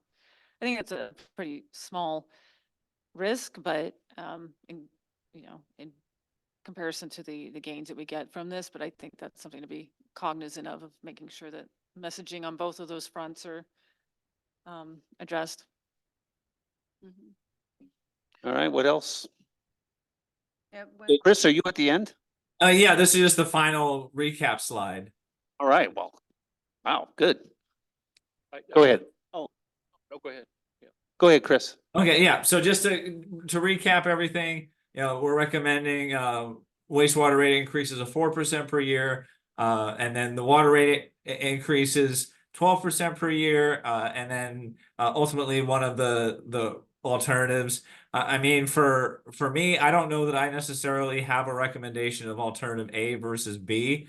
I think either one, like they have pros and cons, and it really comes down to how do you prioritize like revenue stability for covering those costs and versus conservation? I mean, ultimately, even though the conservation alternative has a greater revenue volatility, there are ways to manage around that. I mean, we could revisit how much in reserves is appropriate. I don't know. I mean, it might be better to wait until you have a little bit of time getting experience. Like if you want to go that way, basically see like how do customer usage patterns actually change?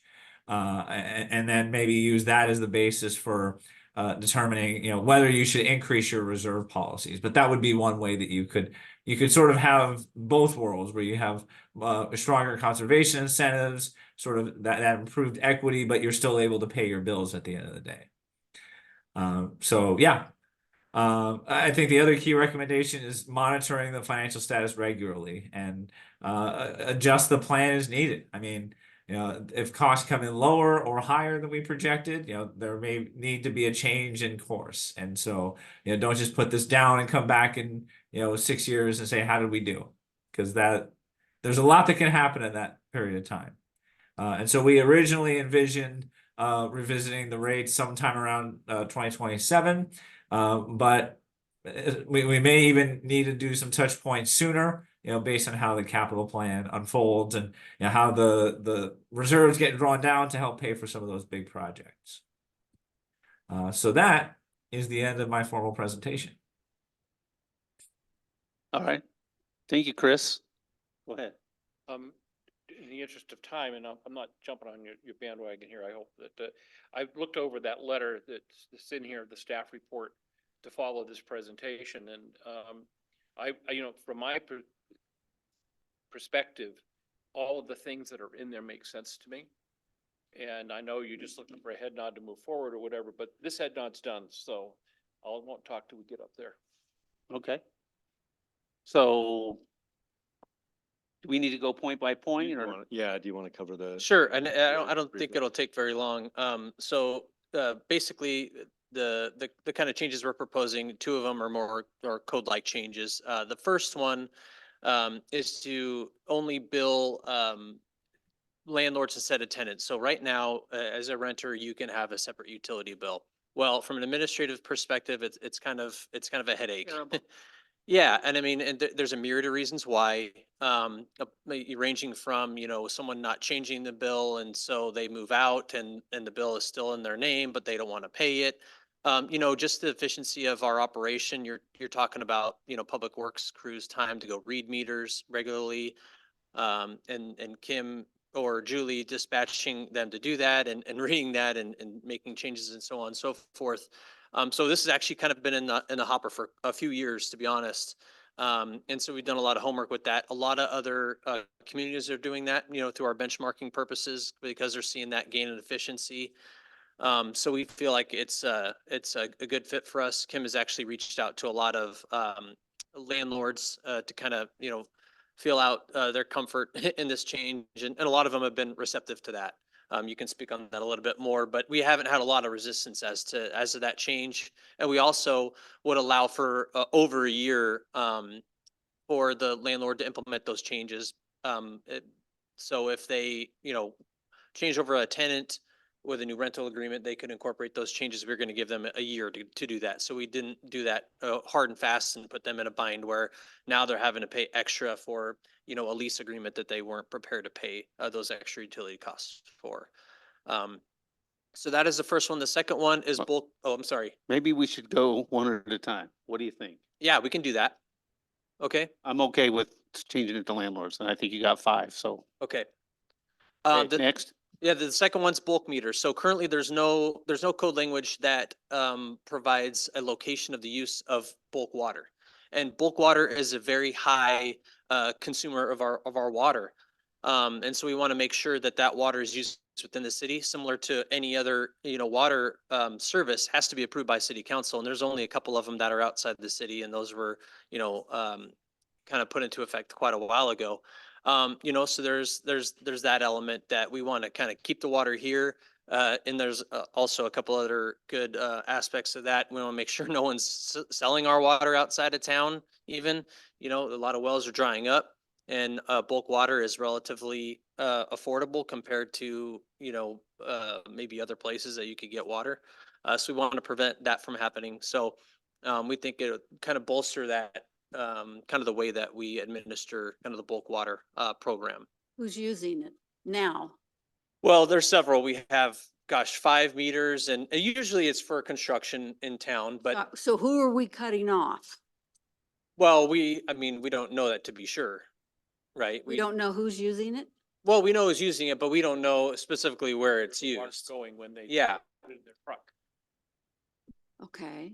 They frequently. pull So up you on have, the- but you have some So- sense that they're not necessarily using? Well, we it? don't know. So, say a contractor has a bulk water meter, they fill up in town with our water meter, they could take that, 5, 6, 7 miles out of town where it's closest for them. There's a lot of requirements to keep dust down and all that. It could be at any construction project that they're working on. Okay, so how are we gonna know how they're gonna use? it? Well, that might be a little tricky, but at least we'll have the teeth with the language to clarify that. So- So in our, go ahead, I'm sorry. No, I just meant, so if we see that's stumble across it, Yeah, then we have we can say, aha, okay. right. Or, educate them and let them know, hey, this, the intent of the city. I mean, there's a cost to this water, and Chris is really clear about that. So Embedded air tag and all of the. we could do that. Yeah, gosh. Does they're that, handy.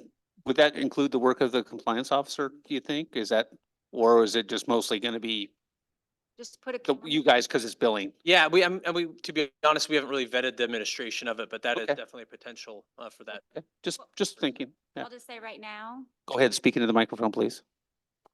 Thank you. Sorry. no, that's okay. So right now, when somebody calls and wants a bulk meter, I try to vet them to see where are you taking the water? Where's your job? Are you in town, inside city limits? And then a lot of the times they'll say no, and I'll tell them, I'm sorry, that the water is for inside city limits. So. Okay, I mean, So I right do now it's you. that. Right now it's you. me. She is the teeth. Okay. Yes. all right.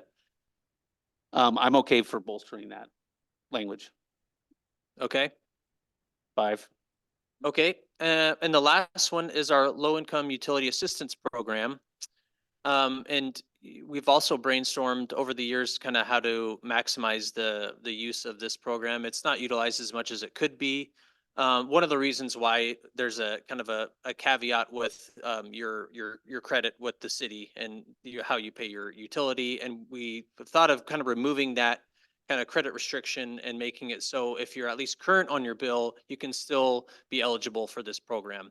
Now, we don't know how many more people will participate. We'll kind of monitor that as needed and maybe expand that to, different levels of median family income. Maybe we raise it a little bit more and just kind of find that sweet spot for that. But we feel that removing that restriction of the credit will definitely help the participation of the program. I think that the fact they're participating in a low income program oftentimes puts them in the position of where they may be late on a payment of the water bill, Yeah. as opposed to buying groceries or rent. So I think that removing that barrier is a good idea. Agree. What do you mean by being current? All past due is paid? Or Yes. just the last month has been paid? Well, both, Both. because that's how we operate is they have to have their last month. So right now, everybody has to have their March bill paid for to not get disconnected in April.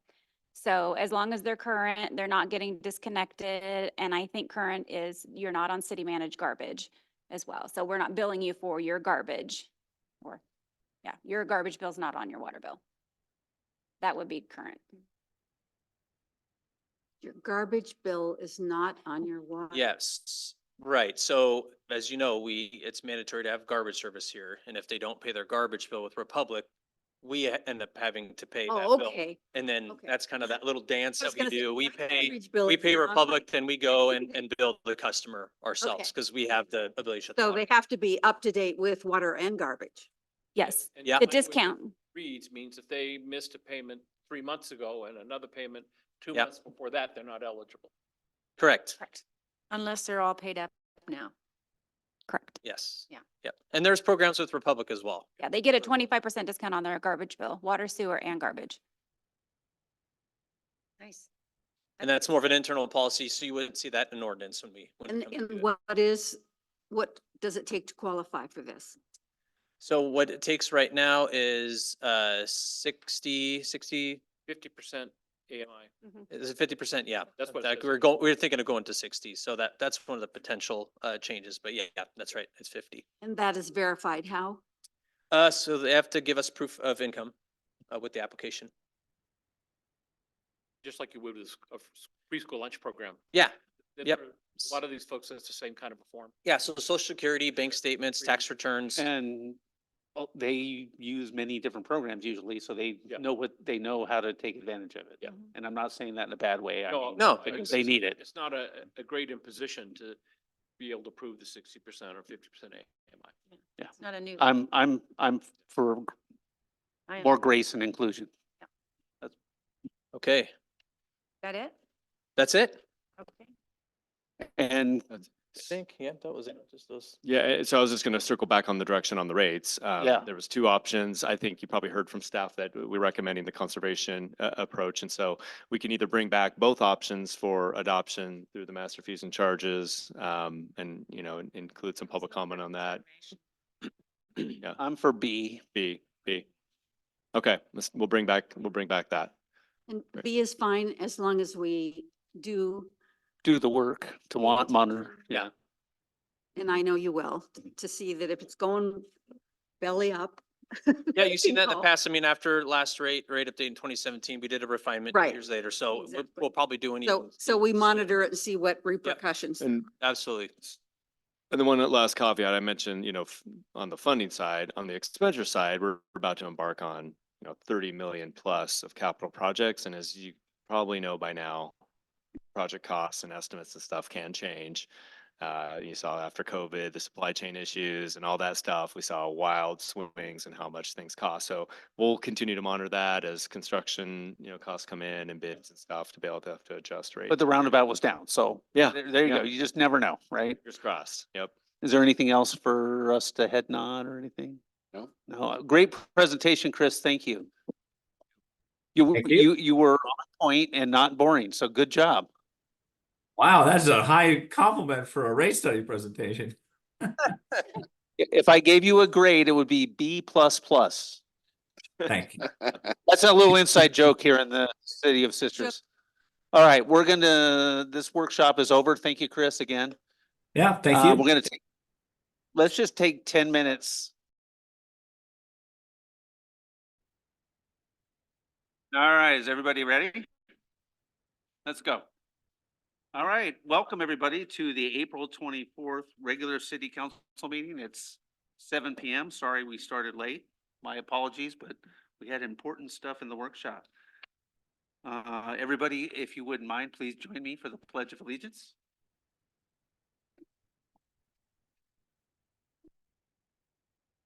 I pledge allegiance to the flag of the United States of America and to the republic for which it stands, one nation, under God, indivisible, with liberty and justice for all. All right, roll call. Mayor Preden, Present. Council President Blum. Here. Counselor Letts. Here. Counselor Ross. Present. Counselor Cobb. Here. All right, next up is approval of the agenda. Move approval of the agenda. I second. We have a motion and a second. All those in favor, please say aye. Aye. All right, thank you. Visitor communication, do we have any today? There are none. All right. Although we have a big audience, that's great. Next up is the consent agenda. I move to approve the consent agenda. Second. All right, we have a motion and a second. Is there any discussion on it at all? All right, all those in favor, say aye. It's 5. On the council business, we're gonna get out of here. Let's go. All right, resolution 2024-06, grant funds for master plan of Northwest Park. Jackson. How you doing? I'm well, yourself? You're doing great. I'm here. So I'm here requesting approval of the resolution authorizing execution of a grant application to Oregon Park and Rec Department's local government grant program. This grant would help fund a master plan for Northwest Park.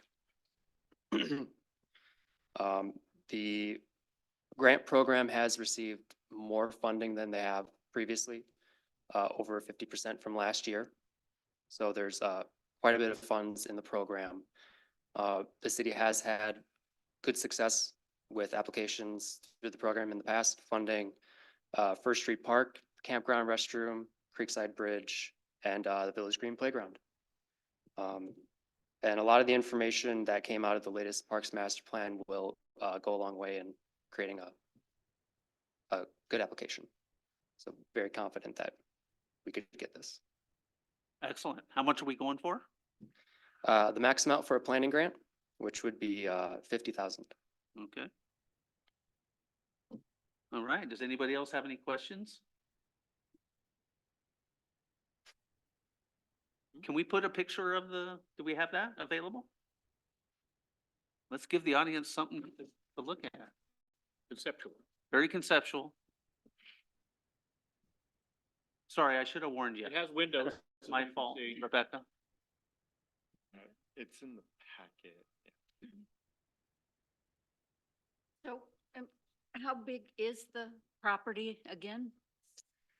That was 2.82 acres. And that was the concept that came out of the Parks Master Plan. Look at that. 50 parking spots. So maybe to orient everybody, this, this was a part of the Woodlands development, the dedication of land to the city, Highway 20 and Barclay. So this is just the initial concept, and so the council discussed as part of goal setting too, is continuing that work to do, to vet that concept plan, do more public outreach and engagement of what kind of amenities and recreation opportunities could be located there. So we want to engage the community, want to master plan this. I think in the Parks Master Plan process, it's about a $10 million project. How it was sort of conceptualized, which probably means some type of phasing that would have to look at, obviously funding a lot of it with grants and Parks SDCs. And I, for the benefit of those in the audience who weren't a part of the process, I was on this master plan group. And we asked the consultants that were doing some other work for the city if they could just kind of draw up what might fit on that property based upon the things that we were asking them for. And this is what they came up with. It is literally Rectangles and circles. rectangles and circles from Yeah. about 30,000 feet. But there was a proof of concept that something could fit under the site and you could make something would be viable and amenable to the community, an asset the community would love to have. So that's what this is. So the next step is to flesh it out some. So I measured the pavilion box using the little scale over there, and it's about 75 feet by 160 or 180 feet in each direction. Fun fact, big enough for roller derby. And hockey. Lava City roller derby, yeah. So anyway, just thought I'd throw that out there. I have ideas. Yeah. Anyway, any other questions for Jackson? Would you like to discuss this at all? Does anybody want to do a motion? I move to approve resolution number 2024-06, a resolution of the City of Sisters authorizing application for grant funds under the local government grant program administered by the Oregon Parks and Recreation Department for the development of a master plan for the future Northwest Park, authorizing execution of grant application. Wow. Do we have I a second? second. We got a motion and a second. All those in favor say aye. Aye. All right, that's 5. Thank you. Good job, Jackson. Go get her done. All right, other business, Deschutes County Sheriff's update. Lieutenant Davis. Good evening. So just a couple things. Our community academy is coming up, May 15th and 16th. That will be at the community hall, the Sisters Fire Hall, from 6 to 9 PM, open to the public. You can drop in one or both nights. We'd love to have you guys and any of your, friends or neighbors. So we'll have all the divisions of the sheriff's office, jail, detectives, SWAT, K-9, school resource. Your City of Sisters deputies will be there too. We'll have some good Q&A opportunities to meet people. Obviously, we've had some new deputies added, so opportunities to get out and meet them. Just kind of trends and things that are going with the weather improving. We're starting to see some increased traffic and calls for service going up. We've been very busy with mental health calls. But on a good note, we've been seeing response from our community crisis team from Deschutes County Mental Health coming out. We've had in the last month, they've come out at least twice into the field, helping assess people. You know, when we have to make a decision on whether someone qualifies for a police officer hold, our standard is a bit different, and we have to have probable cause that they're a danger to themselves or others. If someone's experiencing a mental health crisis and doesn't fall into one of those categories where they're just in crisis, but they're not necessarily suicidal or homicidal, the mental health team can actually come out and assess that person in the field and then decide whether it's appropriate to place them on a director's hold, which is different than a police officer's hold. It's through the mental health authority. And so, last week we had a gentleman that was in crisis and did not meet our criteria, but when the team came out and assessed him, he met their criteria. So we were able to take him into the hospital and get him some help. So, you know, that's a program that, has been changing and evolving, but, they've added more staff in the last couple of years where they're coming out into the field more. And so, just, you How know, much that's it. notice, were they given to, you know, is it? So we can call them. They're on duty 24 hours a day throughout Deschutes County, mostly based out of Bend. But one of the workers, you know, responded within about 20 minutes. And we had a lot of things that we were dealing with, and I'm sure some people probably saw who we were dealing with. It was actually out of the city, but that was coming and going both in and out of the city, the same gentleman. So we were actually able, after that, a couple days later, to help facilitate that gentleman getting a ride and his vehicle being towed back to where he was from the valley. So That was the tow truck. yes, the tow truck, yes.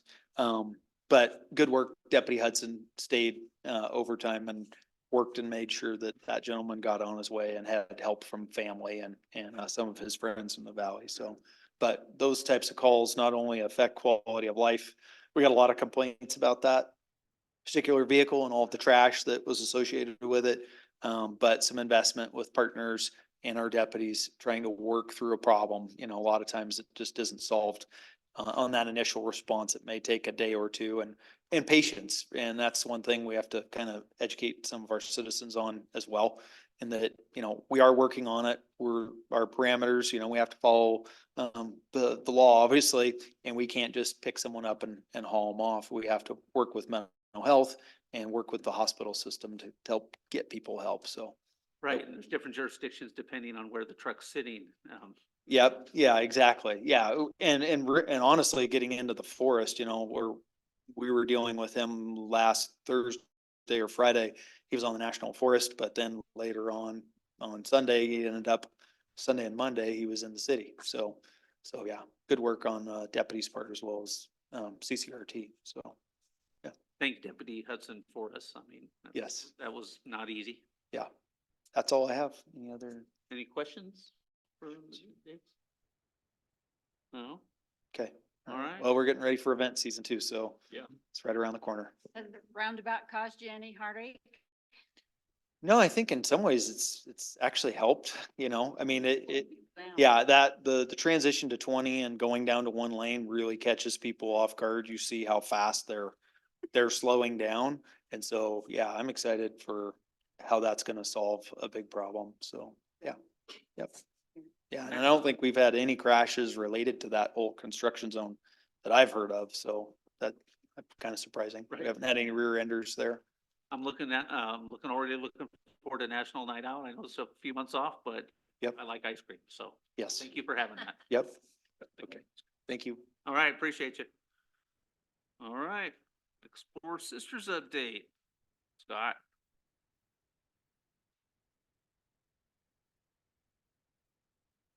And Greg, identify yourselves.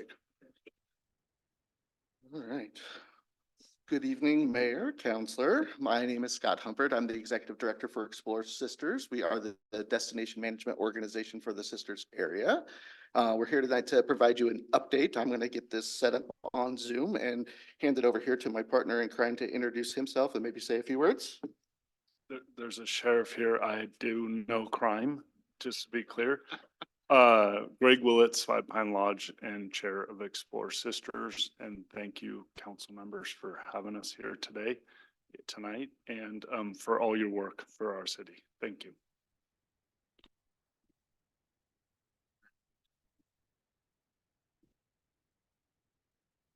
Share the screen. Your job performance evaluation is depending on this. No more stress. You'll be impressed. All right, looks like we're working. Look at that logo. Okay. Rocks. So like I said, we're here to give you an update of kind of what Explore Sisters has been up to over the last year and kind of where we're going in the near term over the next year or two. So just wanted to jump right in real quick at a high level, just to remind folks about kind of our vision, mission, and value statements. And I won't be reading every word on every slide in this presentation, but the general takeaway from this is we're really focused on creating and nurturing a robust tourism economy balance against that local livability. And that's kind of that common thread that runs through a lot of the work we do. It might manifest itself in small ways and big ways, but that's kind of that common thread. So that's the big takeaway from these particular statements. This is another table setting item. Our current board of directors is at 6 voting members. We also have 2 advisory positions on the board, one from this group, the city council. Thank you, Mayor Prieden, for your time and commitment to Explore Sisters, and also a city staff liaison who's very prosperous sitting behind me. So thank you again for your time and engagement with the Explore Sisters. Really, our roles and responsibilities fall within kind of 4 buckets. And again, I won't go through all of this in super big detail, but as a DMO, we're focused on economic development at the heart of our organization. That's what we are. We do that through tourism specifically, but we are an economic development organization. We work on brand stewardship. That's really the marketing piece. The destination management really is the livability piece. And then insights and impacts is really the data that informs our decision-making and measures our performance of how we're doing. So we've identified 4 key strategic objectives that ladder up to our mission as an organization, and that's destination marketing, stakeholder and community engagement, data and research, and a sustainable operation. And so I just wanted to touch on some of the work we did in 2003 within those different strategic objectives. And starting with destination marketing, the big project was the brand development. That took us about 5 months in 2023 to go from identifying a partner to help us as a consultant with that, putting together a brand committee, doing the background work, doing the synthesizing of all the work, and then rolling out the final product. And now we have a comprehensive brand guide that includes our position, our language, our logos, our secondary visual elements, contextual examples of how to use that brand. We also focused on some other marketing activities, including we did develop a temporary brand that was developed by yours truly. It was meant for business cards and social media avatars in very short-term use scenarios. So we sunset that when the full brand came online. We did some limited paid advertising. We launched our social media channels. We developed the first phase of the website. We grew our primary audiences, set up our email marketing for future use, and started to capture content for use throughout our marketing. As a startup organization, we knew how critical stakeholder and community engagement was going to be over that first year. I personally participated in well over 150 individual and community meetings, and that doesn't include anything internal with our board, our contractors, other DMOs, the state. That was just here getting to know the community and the people here. We participated in several speaking engagements.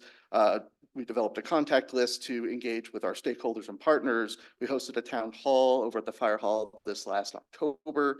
And we facilitated some of the press coverage within the Nugget to kind of walk people through the startup portions of Explore Sisters, of who we are, how we were founded, and all those nuts and bolts type of thing.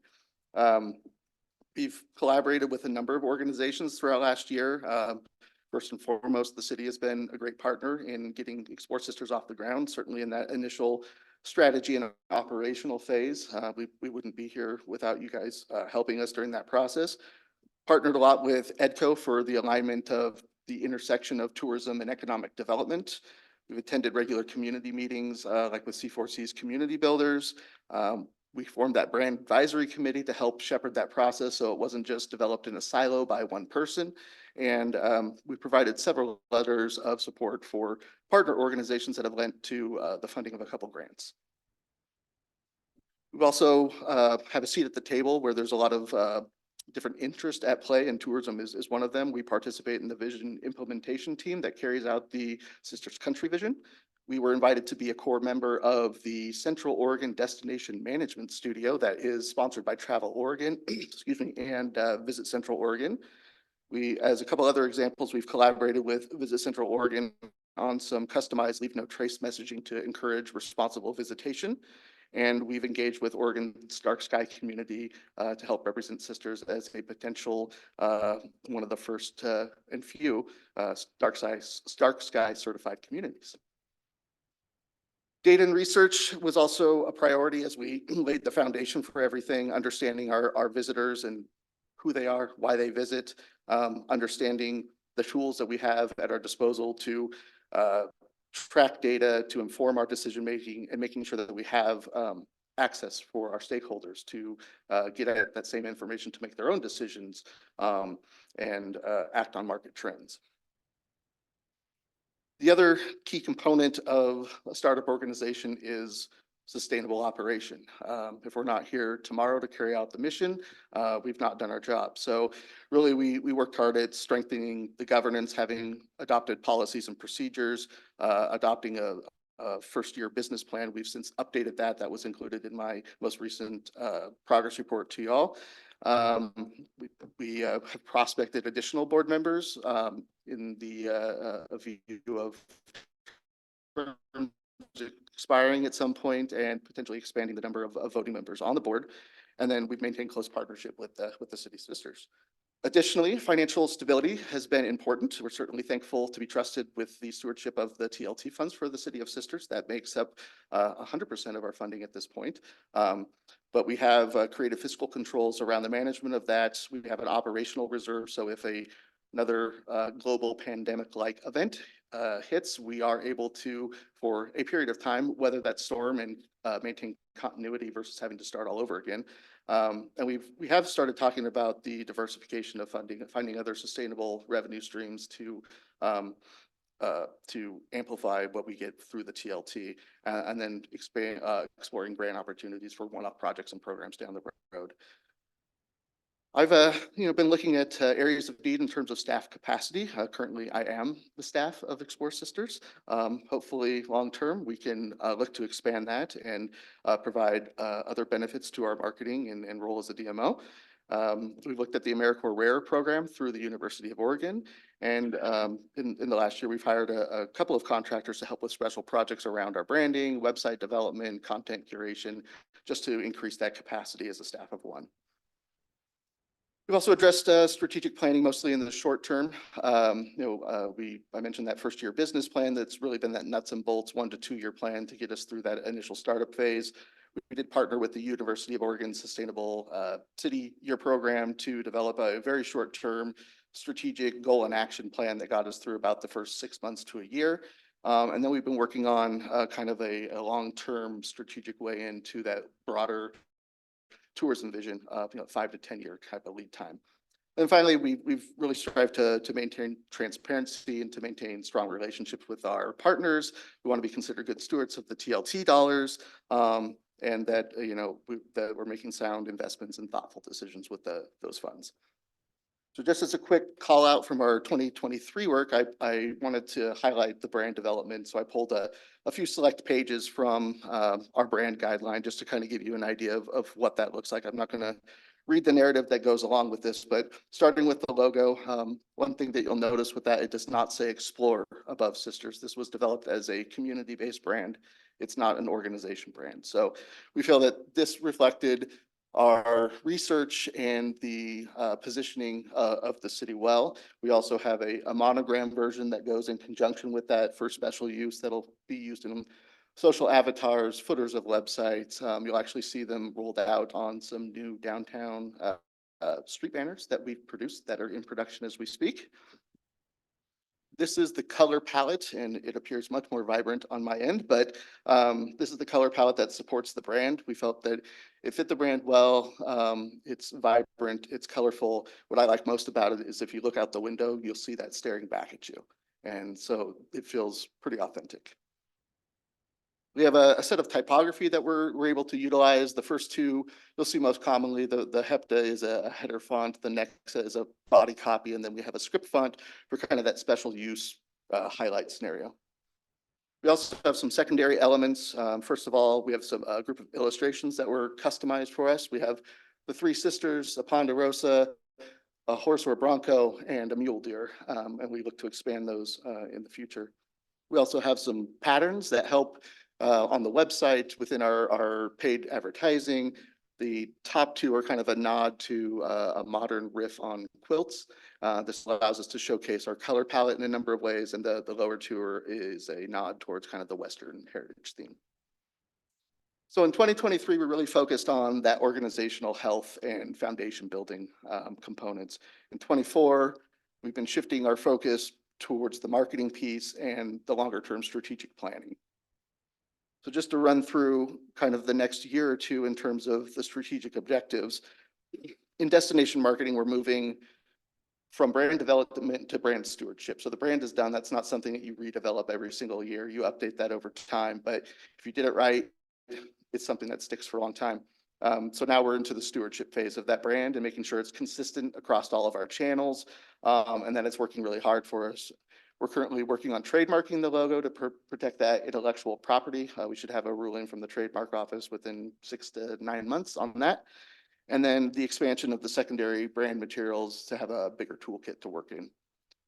In terms of marketing and promotions for this next year, you probably all know that earlier this year, late January, we launched the first phase of the website.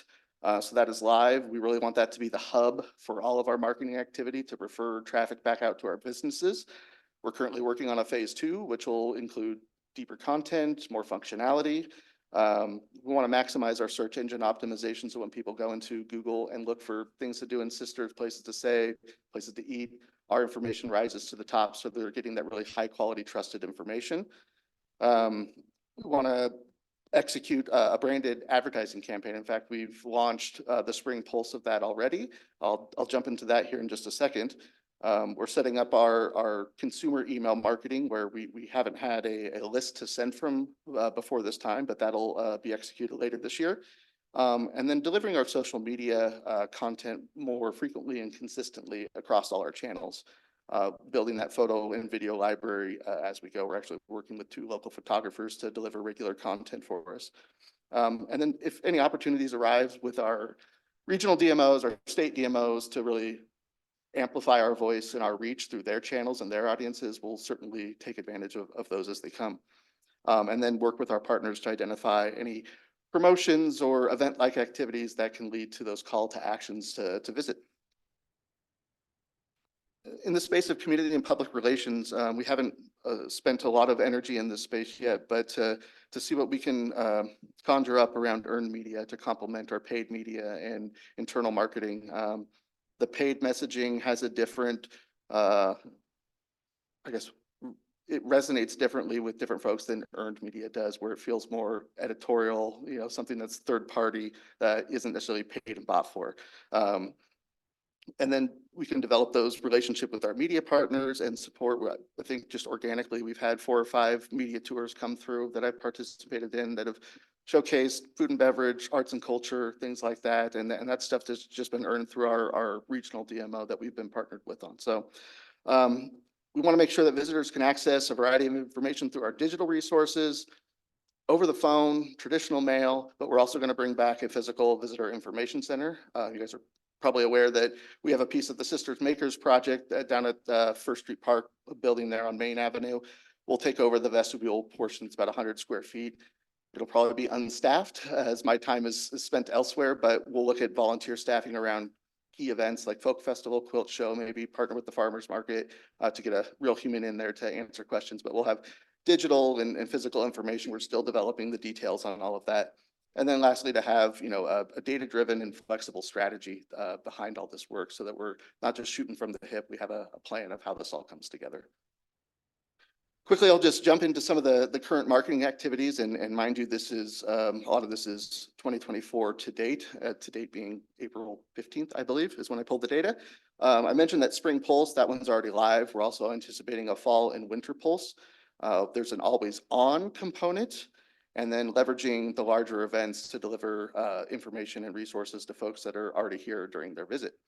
And how that breaks down with our paid advertising budget, about 30% of that is going to social media, 25 to digital display, 20 to print, 10 to search, and then 5 each to search engine optimization, events, and sponsored content. So a pretty good mix of different mediums there. Initial results from our website, you can see we launched in January, and over the first 3 months had some pretty modest incremental growth. And in April, it just takes off, and that's the result of the first part of the advertising campaign. So you can definitely see the results early on. Likewise with website referrals, and when I mean referrals, that's somebody coming to our website, clicking on a link, being redirected to a lodging partner, a restaurant, a retailer. Same pattern. We saw kind of incremental growth over the first couple months, and then it starts to take off in April. I pulled the website data today. This as of about 9 days ago, we were at 10,000. We're at 15,000 currently. Referrals are up to 2,500. So it's doing its job, and we'll maintain and see like what the quality of those visits look like down the road. For social media, again, this is pulled in the same time frame. We had about 900 followers on Instagram at the time. We were reaching 10,500 accounts in 2023, and a reach means a unique user. So if that user were to visit us 1,000 times or see that information, it would count as one. So it's a high quality measurement, but to date in just 2024, we're at 375,000. Likewise in Facebook, we have 2,200 followers, 37,000 reach in 23, and almost 290,000 so far in 2024. I've seen you on social media. Cool. So we're making it. And then within the email marketing, we have 2 segments, an industry segment and a consumer segment. We have about 200 contacts of local stakeholders and partners on the industry side. We had 0 on the consumer side because we didn't have a website or an intake method for 2023, but already in 2024, we have over 2,700 people signed up, and I pulled the data again today, we're over 3,600. So growing fast to be able to reach these people. And again, we'll monitor the quality of those, of who's opening it. The industry list, certainly on the data below, 64% of the sends have been opened. You're having a good day if you get 20%. This is a targeted list, so I would expect it to be higher, but pretty good results from the industry side. We'll see how the consumer side performs later this year. Even though we've turned our focus towards marketing, we still understand that community engagement is always going to be very important for our organization to maintain that trust with the community and the stakeholders, the understanding of our role in the community, that the stakeholders and partners feel that they're heard and their concerns and needs are met. We want to continue partnering in positive ways to create economic impacts with other organizations, to amplify our resources and combined voice, to have a unified destination experience and to continue to convene folks where there's multi-interest involved to have a seat at the table or in a leadership role when it's a tourism-specific topic. I'm not going to revisit data and research. It's much like 2023. We want the data to inform what we're doing, to measure the success, and to be able to share those resources with our stakeholders and partners. And again, a sustainable operation is always going to be important for us. So making sure that we have strong governance, we have financial stability, we maintain staff capacity as benchmarked against expectation of the organization, balanced against a healthy work-life balance. Working on that long-term strategic planning in addition to keeping track of what's happening today and tomorrow, and then maintaining that transparency, support of our partners, and as a trusted steward of the TLT funds. So with that, I'll turn it back to you guys and happy to answer any questions you might have. Been here 9 years. Best presentation I've ever heard. Thank you. That actually gave me the information that I needed and wanted in a manner that I could understand and relate to. Thank Great. you so much. You're welcome. Does Greg talk? Absolutely. I will answer a question or I can talk forever. He also looks pretty, Yeah. so. I didn't know if he was, the dressing on the, but anyway, yeah. I'm the best. Window dressing. Yeah, I would agree. When we sat down and talked about as a council about making this decision and change, it was not easy. And it was fraught for a lot of people in the community. We weren't sure where we were going and what we were doing. A lot of negative press and some other things. But I think that this presentation has answered a lot of that and makes me more comfortable with where we're going and where we're headed. And I like the fact that you have all the Pantone numbers in there for the colors that people can use so they can't say they really understand what that green was. Susan? I'm just curious why the date 1901, which is when the post office was established, and why you picked that instead of the date that the city was founded in 1946?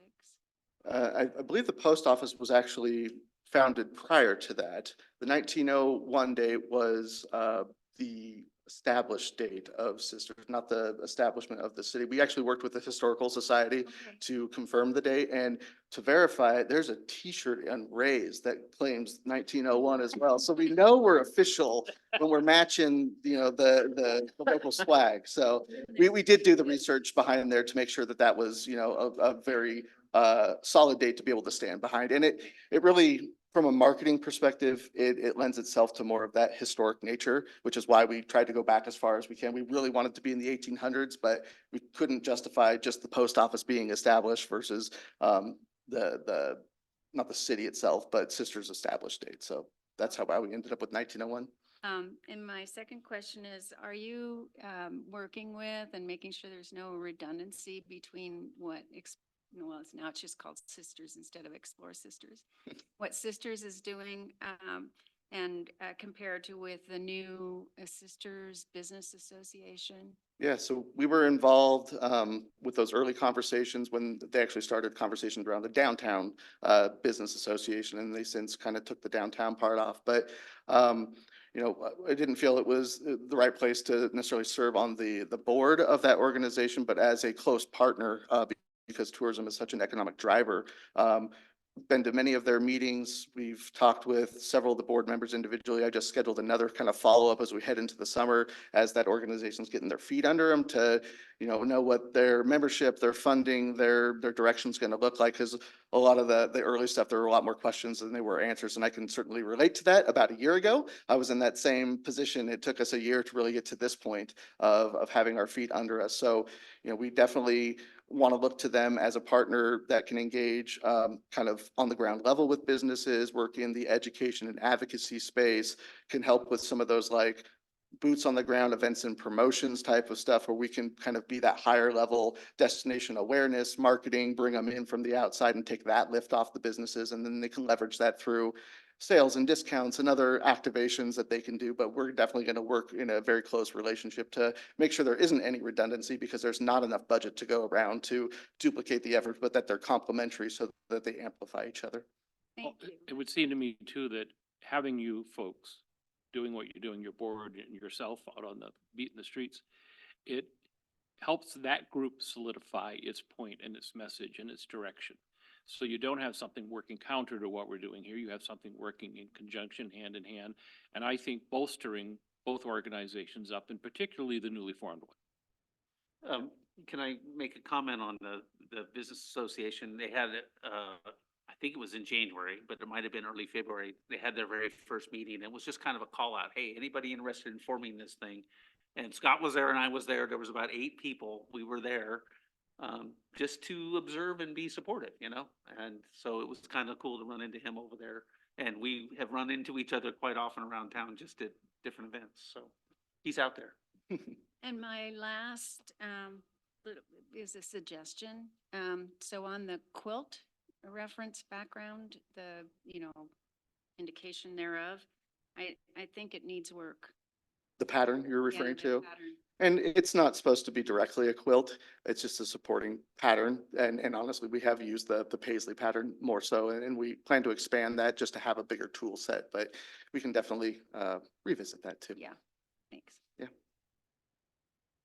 Yeah, and a couple questions. Yeah. Who are you targeting for visitation, or are you targeting, certain demographics or regions?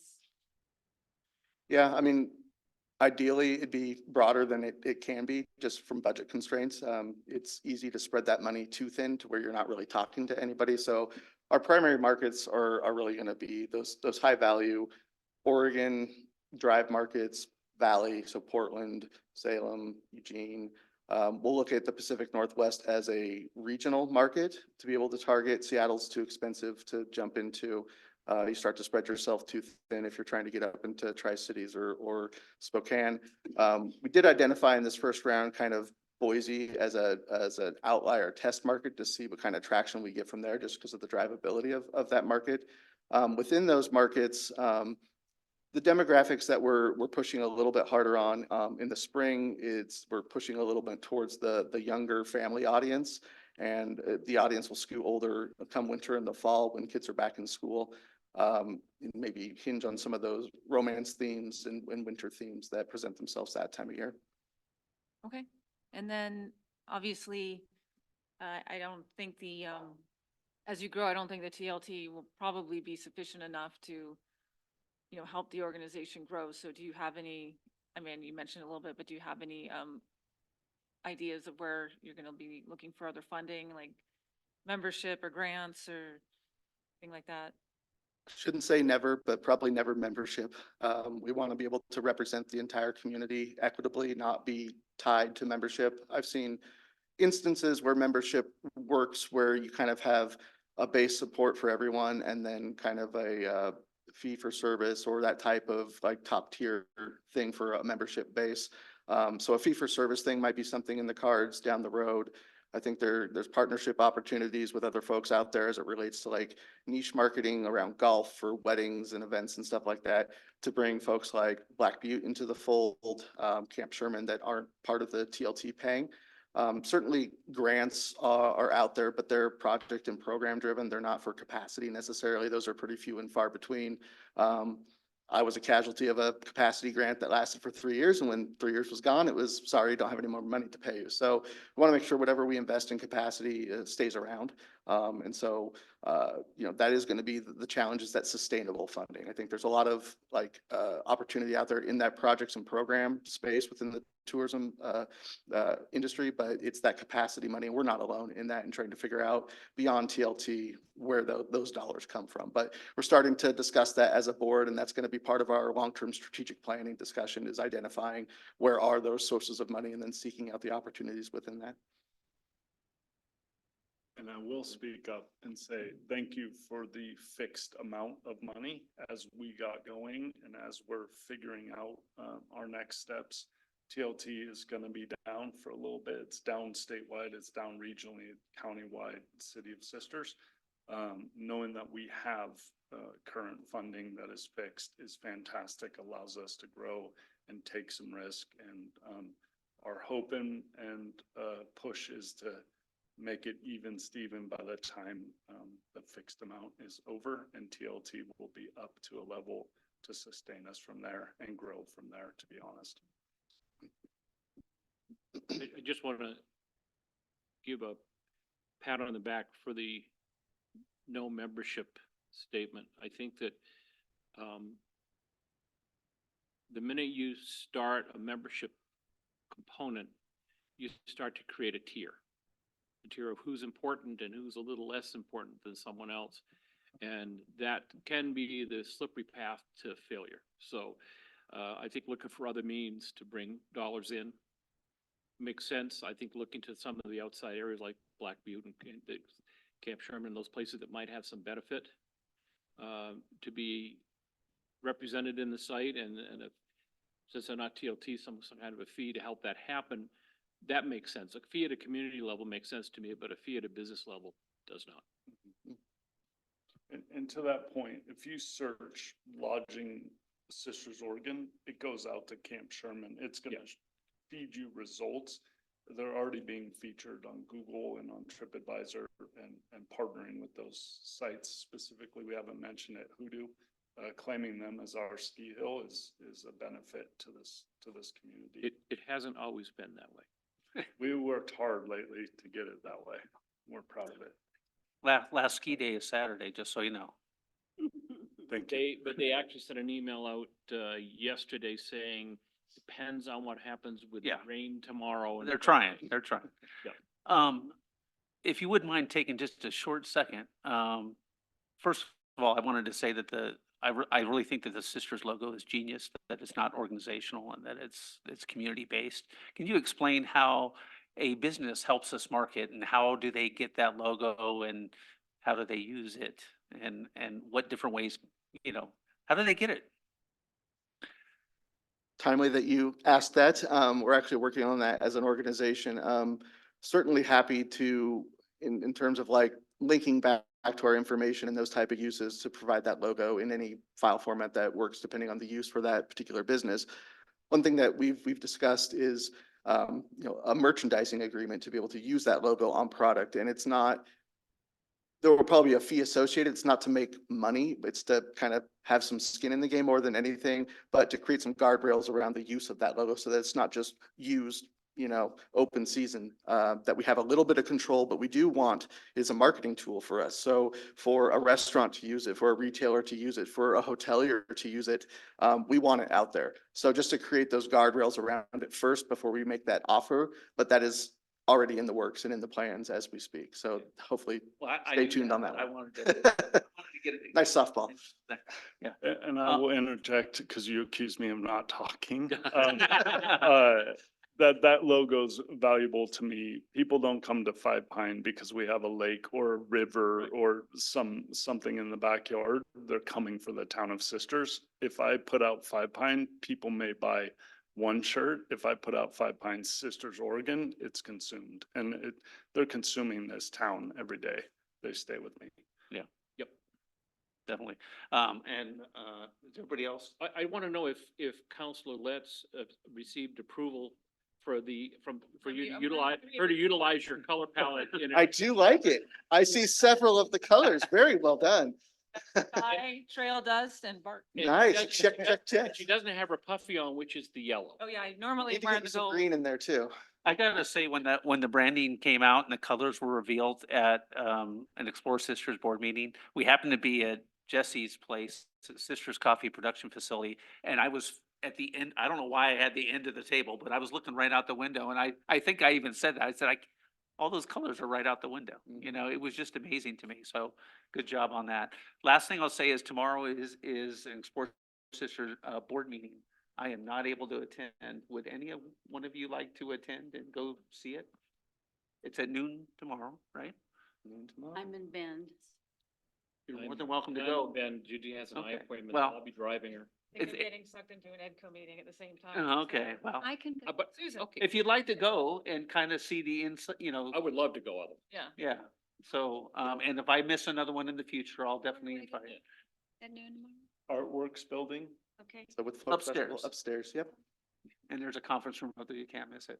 Yep. Do you think you could swing getting her lunch? What'd you say? Oh, Is it too late? actually technically is. Okay. Well, we could figure something out though, because we went through.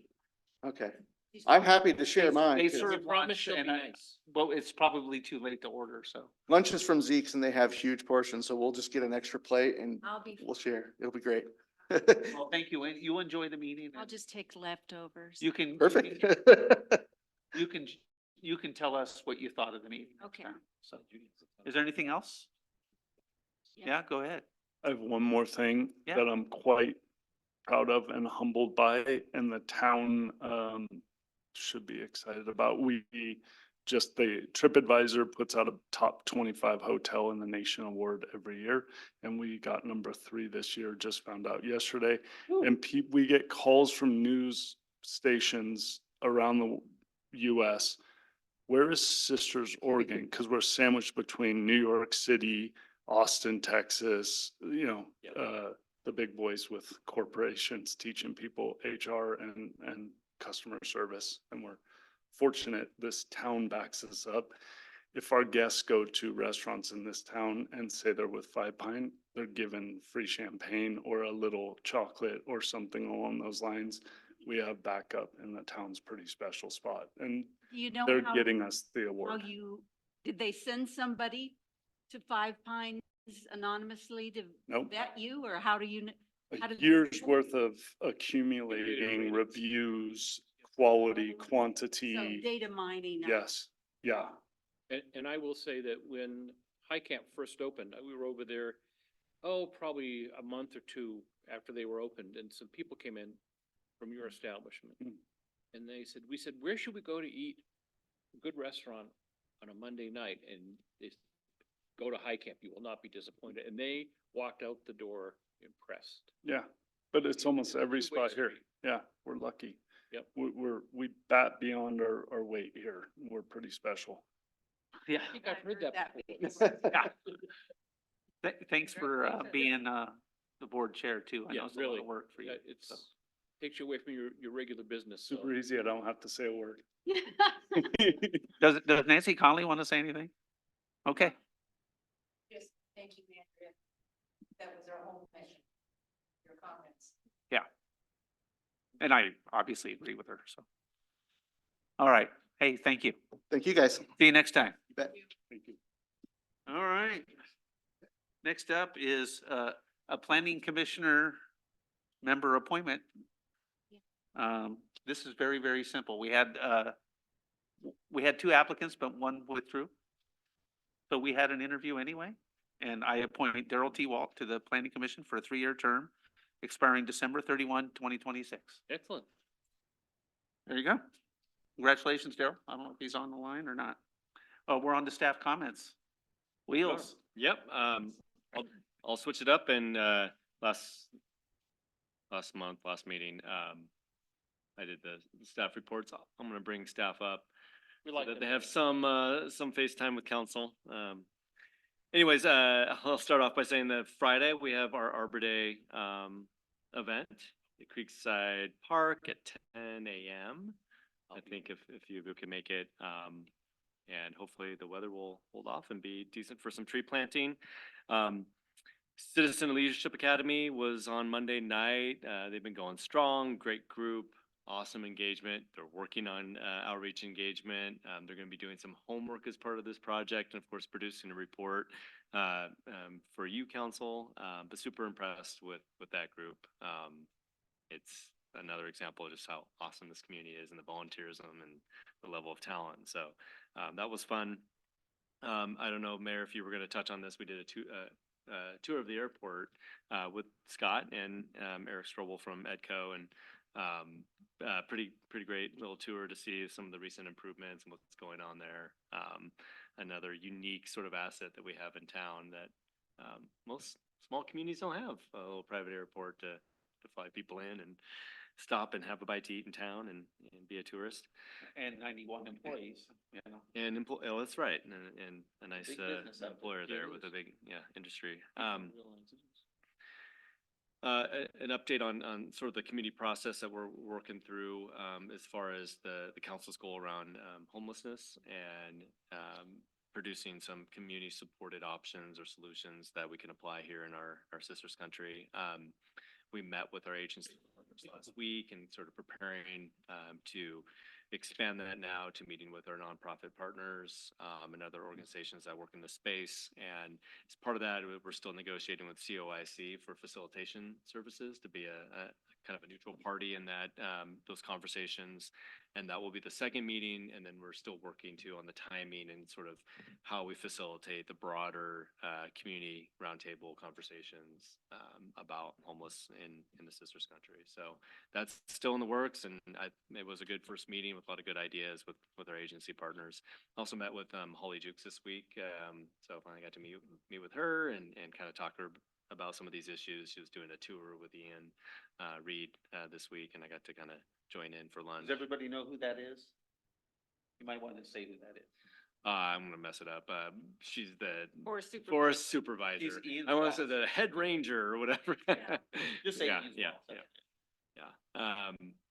And then Counselor Cobb and I, and also a couple members from C4 Sarah Caroline and Sarah McDougal from C4C were at an event last week on citizen assemblies. You might have read about some of this, got some press coverage because it's an effort that's being worked on with a couple groups that do these kind of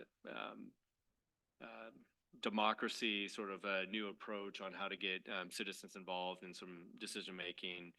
It's been used in Europe to some extent, and actually picked Bend as one of the sort of tests to kind of extrapolate and export it to the United States. And I think we had a good conversation about how this kind of model could work in the city of Sisters. And essentially, a citizen assembly would be a process where citizens are randomly selected to opt in to a process where they take on a topic and they sort of debate it and come up with recommendations for a city council. I don't know if you want to expand on that. I Yeah, think that wraps it up. yeah. So kind of interesting. We'll continue to kind of have those conversations with C4C of like, maybe we can have something like that for one of our sticky topics here in town to involve the public in a different way. Carrie, do you have anything to add from the city manager's office, or? Just a couple of things.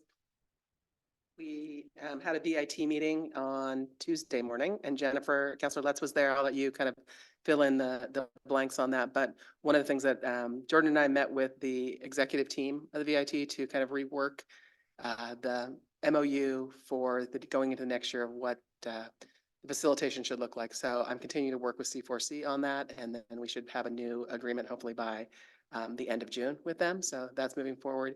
And then I am working on the roundabout art process. So hoping to present that at the May 8th meeting as an informal, here's the process that we're looking at doing, get a head nod from you, like you're comfortable with that, and then kind of launch that process out. I've been meeting with ODOT and Art and Public Places in Bend, and one of the former board members that was on the original Barclay roundabout art process, just kind of talking about how this looks and comes together. So we're getting closer to that. I've been getting emails from citizens asking questions, and they're all curious. And I think, as much as we can get out, letting people know that this process, this roundabout will be fully open well before the art goes in. It's really probably about a 1.5 year long process to do this because of the manufacturing of, if it's a bronze or something like that, it takes quite a while. So more next week, and installation sometime probably in fall of 2025. So the stake with the pink tape on it's not. It's going to be there for about a 1.5 years. That's the art that we're using. So I just want to give you a heads up on that. And CLA is going well. C4C has been really great as partner in that. So any questions? Elementary school fence fish are already made. You know, just put it right up in there. yeah. Hole in some nails. We got it done. All right. All right, Thank you. Thank you, Carrie. thanks. Joe, any updates from finance? Good, okay. Sure you don't want to just do the walk and then back? Steps in. All right, Scott, community development? Find optional too? Sure. No? No, come on. Just Joe, huh? Good evening. Things are busy in community development, but I'll just share a few kind of highlights with you. We had another project management team meeting with the consultants for the UGB amendment this morning. And so we're moving along on items. One of our big Steps is to form a steering committee that we're going to be looking to get together here soon, which will help advise planning commission and council on all the elements of this process. We anticipate about 4 meetings, a group of about 10 to 12. We're looking for folks that have some technical background, that might be able to help with the technical nature of this kind of review, which gets into lots of it's very prescriptive in terms of the process, but we're also looking at some at-large members, who may not have that experience, but could give some good feedback. So you'll hear more about that coming up here soon. We think that the first time that that the Planning Commission and the council will be involved with this is probably late June, when we'll be looking at the land need report that kind of finalizes things we kind of generally already know, but that's the first step in the process, is finalizing how much land we're going to need for certain. Is it going to be a hard number instead of a range? It's a good question. We might try to hone in on that more. Should be able to hone in on that more, but some of that may be some policy implications. And then we're working on a story map. I don't know if you guys have ever come across story maps on websites they're kind of interactive features that you can scroll through easily. It's designed to be kind of educational and kind of explain the process and be user-friendly to the community, to kind of explain why we're doing this. Cartoons Cartoon characters? could be, and maybe some videos will maybe Cartoon characters yourself and the city manager. Yeah, yeah, we'll try to be creative. We'll see what we end up with. Let's see what else. The tourist commercial development code amendments went to Planning Commission last week, and we had a staff and applicant presentation and public comment, and then Planning Commission decided that they wanted to continue it. So it's continued to May 16th. So we'll see what how they land on that, and that'll eventually end up in council's Was there on your public agenda. testimony of that? There was, yeah. About how many?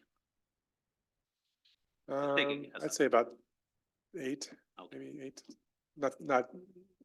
Not fill the room kind of Just wondering. meeting, but Thank you. some good public comment. We are planning to review with the Planning Commission at a public hearing the final incarnation or final proposal for the short-term rental code amendments on June 20th.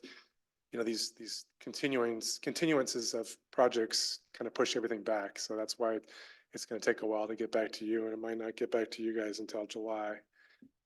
And then we're going to circle back with building hardening, which we reviewed with you to get your direction back in February, I think, or maybe even January. So we're going to start working with the Planning Commission on that, which will come back to you eventually as well. We talked about the Arbor Day celebration. One other thing that I wanted to plug was the C4C event on May 5th.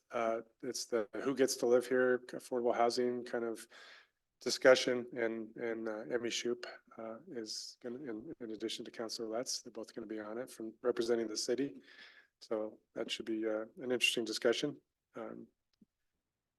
And then I'm working with Rima Givett, who's a teacher at the high school, to start the application process for the dark sky certification. And so there's a lot involved to put that together, but and we might enlist some other folks to help us out with the legwork on that also might help us with some of the education in the community we know we need to do. So looking at forming like a dark sky committee, kind of an ad hoc committee that could help out with that. Don't forget, Scott from Explore Sisters wants to help you with that. Well, apparently, yeah. Can I hand that off to you, Scott? Or you said you're already doing it, so. I heard him say it. So we might be hitting you up, Scott. So, yeah. You can say no. Any questions I can answer? Maybe that. I'm not in the dark on anything. Good one. Yes, thank you. All right.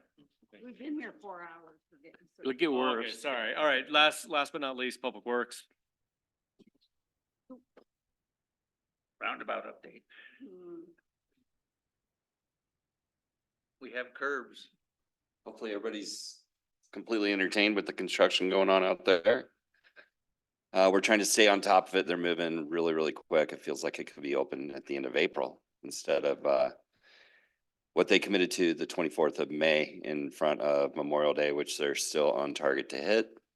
And that'll include the actual roundabout itself and the 3 legs, the through movement on the highway and North Locust.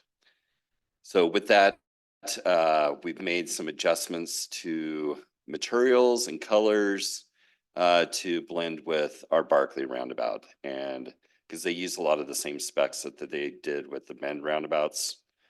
So we're getting away from the brick red truck aprons and going with the stamped brown that you see over at Barkley.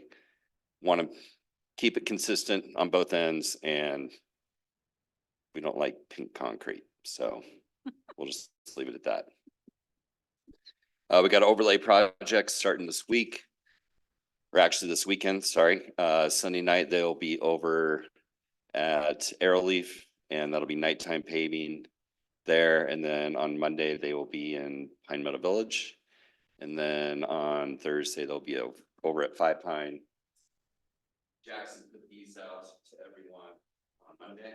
So everybody got good advance notice. We'll continue working with property business owners to make sure they can get in and out of the construction site as much as possible. So what will follow is striping. We'll do striping. We have a schedule for Tuesday over at Arrowleaf, and then we'll be leapfrogging right behind the pavers. This is all weather permitting, so fingers are crossed. I thought we were through the dark days of winter, but I could be wrong in the next couple days, so we'll see.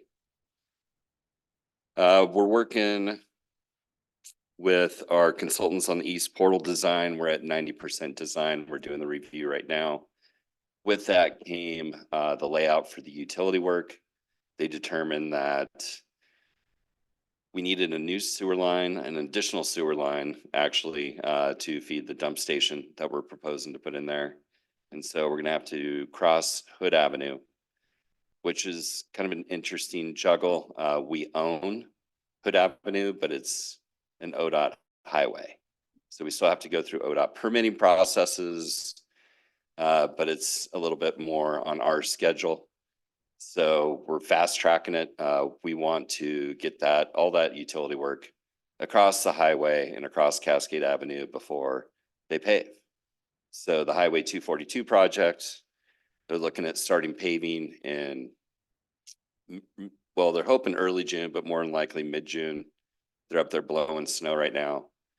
They're gonna pave from the top down. It'll take them a couple weeks to get down to town. So by end of June, they're gonna be overlaying that section of Hood as well as Cascade. So we want to have our utilities in, obviously, before that happens. So we're working on that. Questions? Is that also, is ODOT doing all those improvements around the east portal? Is that part of that project? It is. So anytime that they overlay one of their highways, they have to bring all the curb ramps up to ADA compliance. So that's what you're seeing there. They got most of those done. And then again, the paving will be from the top down. And once they hit Highway 20 on both legs coming into it, they'll be striping and the project will be pretty much done. So we're working with the Urban Forestry Board on our heritage tree program. They're very motivated to get this in place. They already have trees that they want to nominate and recommend to you. But first, we're having to go through, all the details. We got to create forms for the nomination. We have to create a recording instrument to be able to record this against the property for private trees. We're getting all that in front of the UFB at the next meeting in May. And then we'll be bringing the whole program essentially to you for your review and approval, hopefully. I think we're excited about that. I don't know, I am. Just add a comment to it. It's a little hard to rein the UFB in on this topic there. We've got some new members. They're very excited about it and as rightly so, and every day we lose another tree within our urban forest, and we may lose a significant tree. So it's a good process, but it's not going to be as fast maybe perhaps some folks might like, but I think you guys are doing a good job of moving along pretty rapidly. So, Yeah, it's a process. So we're trying to get it over the finish line as fast as possible. But at the end of the day, you guys will be approving the nominations. So we got to make sure that you guys are comfortable with not only the paperwork behind it, but also what the code says and what constitutes, a true heritage tree and what doesn't. So more to come on that. I'm being real good and not doing all the bad puns that are coming into my mind right now. Thank you. Save us. Yeah, thank you. I didn't want to. And lastly, we started our West Side Pump Station project. This is a very large wastewater project. 2.2 million is the estimate on it, and it essentially puts a new regional pump station over on Pine Street, right adjacent to, pretty much right between the Forest Service property and the Woodlands property. We actually have, the pump station will be on the Forest Service property, but it's right on that property line. And it's intercepting the 18-inch line coming from the west side of town that serves all the way from the high school down to through the commercial area, Ray's, Bimart, all of that. And we're going to intercept that and then put a new force main up Pine Street and then down Jefferson and ship that stuff around to our Locust line and then out to the treatment plant. So creates a lot more capacity in our existing Rope Street pump station and also creates capacity on the west side as well for future development. So important project. We got the survey almost done. We're going to be doing some flow monitoring, trying to catch the big events, quilt show, rodeo, obviously, catch school while it's in session and make sure that the design is catching those peak flows that we need to accommodate. So exciting stuff in the world of wastewater. I saw on Jefferson, I think it was a green dashed line. Is that it? Or is that something else? That's the existing sewer lines. Okay. Yep. And the blue is water, Yeah. Well, yeah. red's power. So will they be trenching down the middle of Jeff? What's that? You have to go down the middle of Jeff with a new one? We're going to try to go on the shoulders as much as possible. So the west side of Jefferson, we'll be on the north side shoulder because we got water on the south. And then we'll be making that transition between Ash and Elm right by the fire hall and jumping over to the south side. And we'll stay the south side all the way down. Trying to stay out of the roadway, trying to, keep costs down. There's a lot of asphalt, so. Pine Street, we have to go right up the gut just because of large fiber lines, water lines. So we're going to be going basically center line right up Pine Street. Got to do what you got to do. Construction, love Have it. fun. Any questions? More than happy to. No. Okay, thanks. Great. So for staff comments, just a couple of reminders, May 8th is your next city council meeting. Right now we have it tentatively starting at 5 PM for the workshop, another full kind of workshop agenda there. Sorry. And then May 15th is the budget committee meeting, which is a morning start time at 9 AM. So you should have those on your calendar, but just give me a reminder. So we're starting at 5? When is your performance evaluation? Counselor comments. Who wants to go? Okay, Counselor Cobb. So I read through that LOC document that we get, the League of Oregon Cities. And then they have an invitational for small towns. And what qualifies as a small town is any town that's smaller than 7,000 population. And they have a calendar at which, and they've got this Oregon divvied up into districts, and we happen to reside in Central District. And in Central District, the small towns are Sisters, Culver, Fossil, Lapine, Madras, Metolius, Mitchell, and Spray, not Redmond and not Bend. And what I would like the council to consider, maybe not tonight, but at some point, that we be, one of the hosts for the events. The events are scheduled, there's a schedule for the whole calendar year. And LOC sets up for each month or excuse me, each year for each of the districts. So in Central Oregon, there's 4 meetings. And the next one's in June, and then the one after that is in September. And basically, we would invite people from these other towns, come and sit with us and share or have some topic or have a speaker. We provide lunch and then they go on their way. It's a 2-hour meeting. But I don't think it's ever been done in Central. And we No, might, I've been to a few of them. oh, you have? Yeah, in the last couple of years, I went to one in Madras and one in Culver. Cool. Yeah. Yeah. So have we ever done one? Has Sisters? Oh, I don't know, but it's in that geographical area. Yeah. We are on the very edge, Yeah. you know, and so that's a little, It's the Tough. furthest for people to go. Right, I mean, if you you're- don't get people coming Yeah. long distance. Oh. We try to aim Mitchell- for the places in the middle. Mitchell and Fossil, I mean, that's a long schlep. Oh, But I mean, I think it'd be great. I Yeah. just wondered if we would possibly alienate some of those people. The ones I've been to, yeah, Madras and Culver Madras and Julius. yeah, You Matola. went to Culver, I'm pretty sure. What? 'Cause I remember you giving okay, us an let's update. say it was Culver. So you don't think it would be worth doing No. here?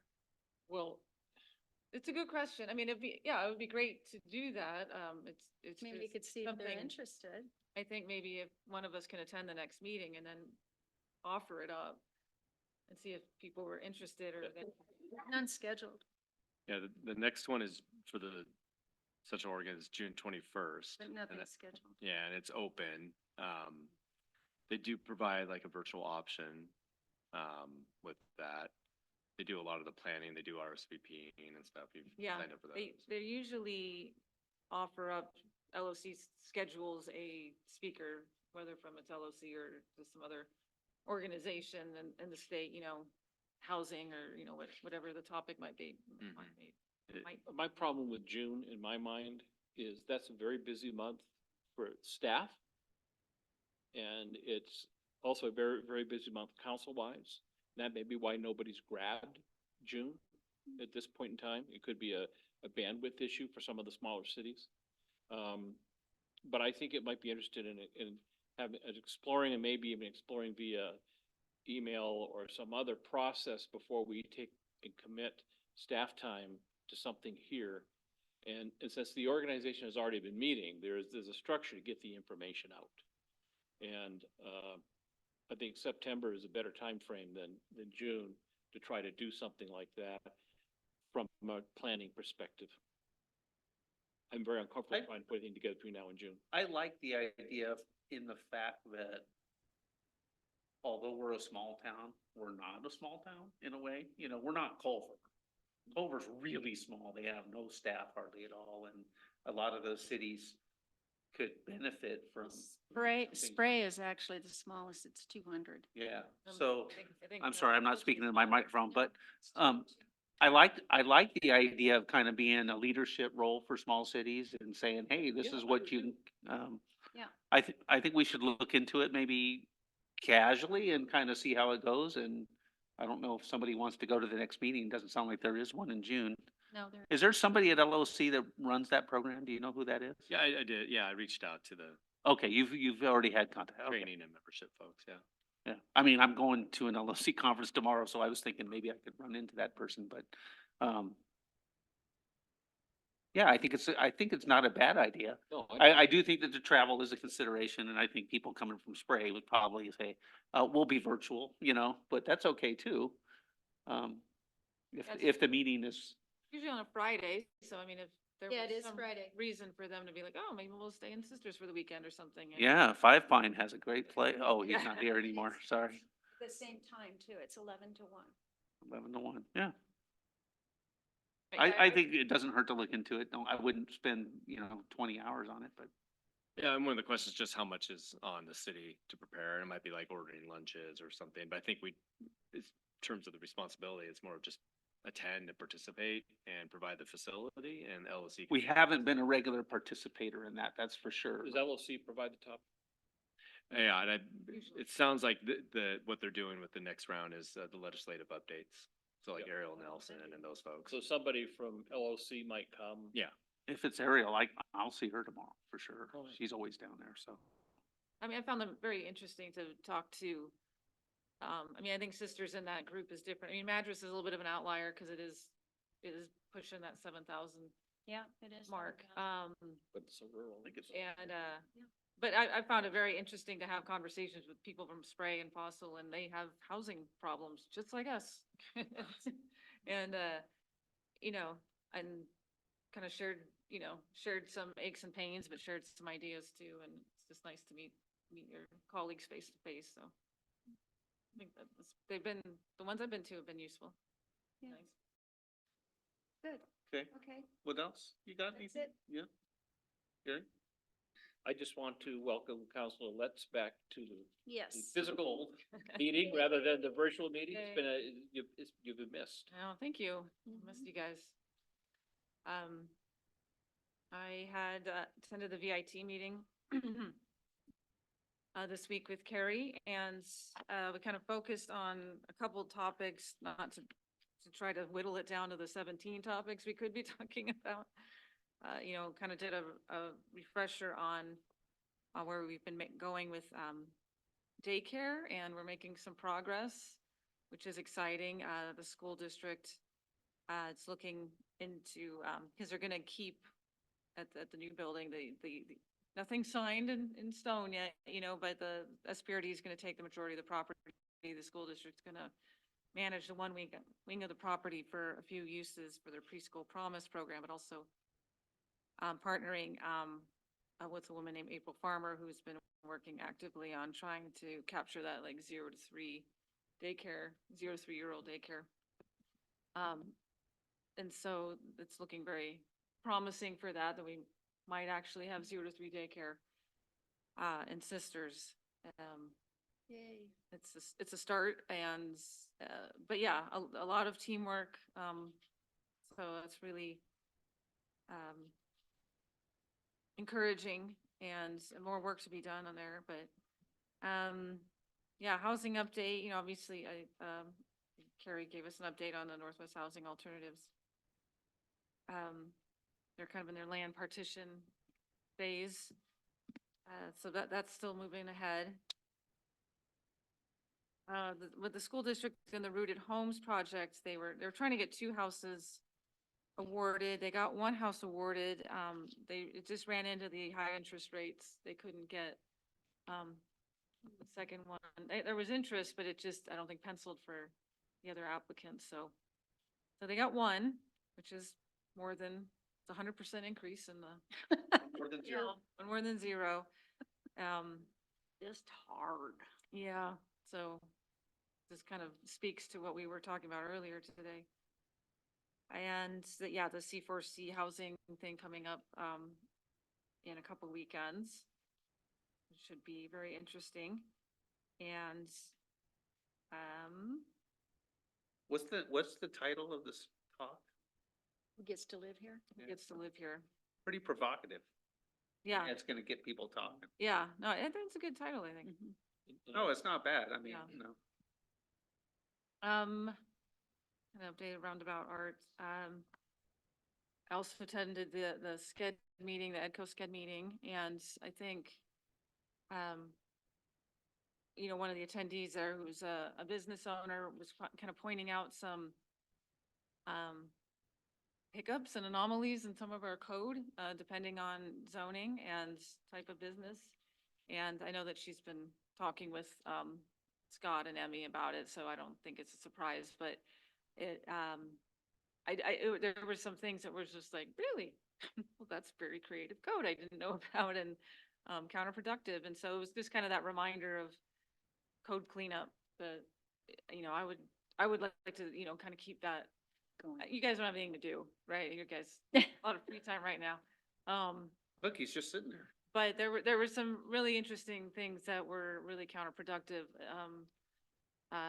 you know, to our business community, or anybody trying to start businesses or move to a different zone.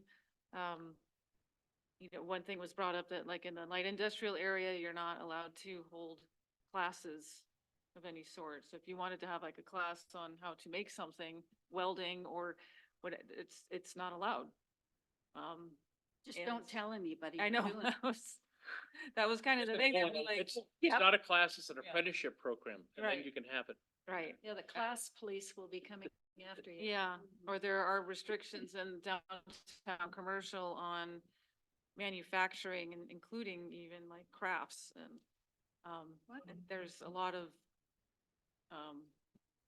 organizations already creating things in our downtown commercial. So it was just, you know, was just reminded me that, you know, code is a living, breathing thing that we need to, you know, take a look at every once in a while and update. Times change and councils change and needs change. So, and then I happened to talk to two different organizations, nonprofits in town and their leadership and just kind of different venues. And it reminded me that I'm trying to reach out to these organizations because I know we said we wanted to have people come do presentations or maybe do joint meetings if they were like a larger organization with their boards. And, you know, so I'm kind of giving semi-official invites, you know, when I meet people, like, you know, we'd love it if you'd come to a workshop and we want to hear about what you're doing, you know, because sometimes it's like, well, there's this problem. And it's like, we can't help your problems until you come to us and we know what they are. And I'm sure we can help out. And so, I know that was something we'd been talking about in the last few months of trying to get, you know, more of these organizations like Explore Sisters tonight, just perfect examples. So, I'm hoping that, yeah, some of these other smaller organizations, we can have, continue that and have them just, maybe just do short presentations and just say hello and strengthen those bonds. Yeah, especially when, you know, they might need funding next year or whatever, and we'll know who they are and what they do. Yeah. That's it for me. Okay. You're up. Nothing. Nothing? No. You don't want to talk COACT? No. Go on. You sure? Okay. Okay. I'm doing the LOC Spring Conference tomorrow. I gotta be in Klamath Falls at 7:30 in the morning, so I will be leaving about 4. Watch for deer. Yeah, watch for deer. Hope I don't run out of gas, all that stuff. It's been a long couple of weeks for me personally, just trying to get everything done, and I'm looking forward to this weekend when I get back. So, a lot of good stuff going on. I'm really pleased with all the good things we did today. A lot of good stuff, just a lot of good stuff going on. We're heading in the right direction for sure. Thank you, staff, for all the hard work you do. Our staff is amazing. Yeah, it's like, it's no question. As a matter of fact, I'm doing a staff shout out tonight. I get a lot of great anecdotal stories about Emmy Shoup. She is well-known in this community already, and everybody I've ever talked to is always like, oh yeah, I went and talked to Emmy and she's great and all this. And, you know, considering, when she first started here as an AmeriCorps, you know, thing, I just think it's awesome. I think that's a great story, and it's just indicative of, all you people that have been here longer than her that helped nurture that. And, you know, she's part of the team, and I think it's great. So, Well, and she represented the city and herself well in her article in the Nugget, I thought. I really did. yeah, we've done some fun stuff. You know, we had the booth at the farmer's market for, you know, I mean, you know, we've done some good things as a group, and she's definitely been part of that. So I just wanted to give her a shout out. Other than that, let's go. Yay. Is it checks to sign? Nope. Nope. I I didn't came in get a and asked shot. yesterday, thank you. Susan. Welcome. I came in and Yeah, asked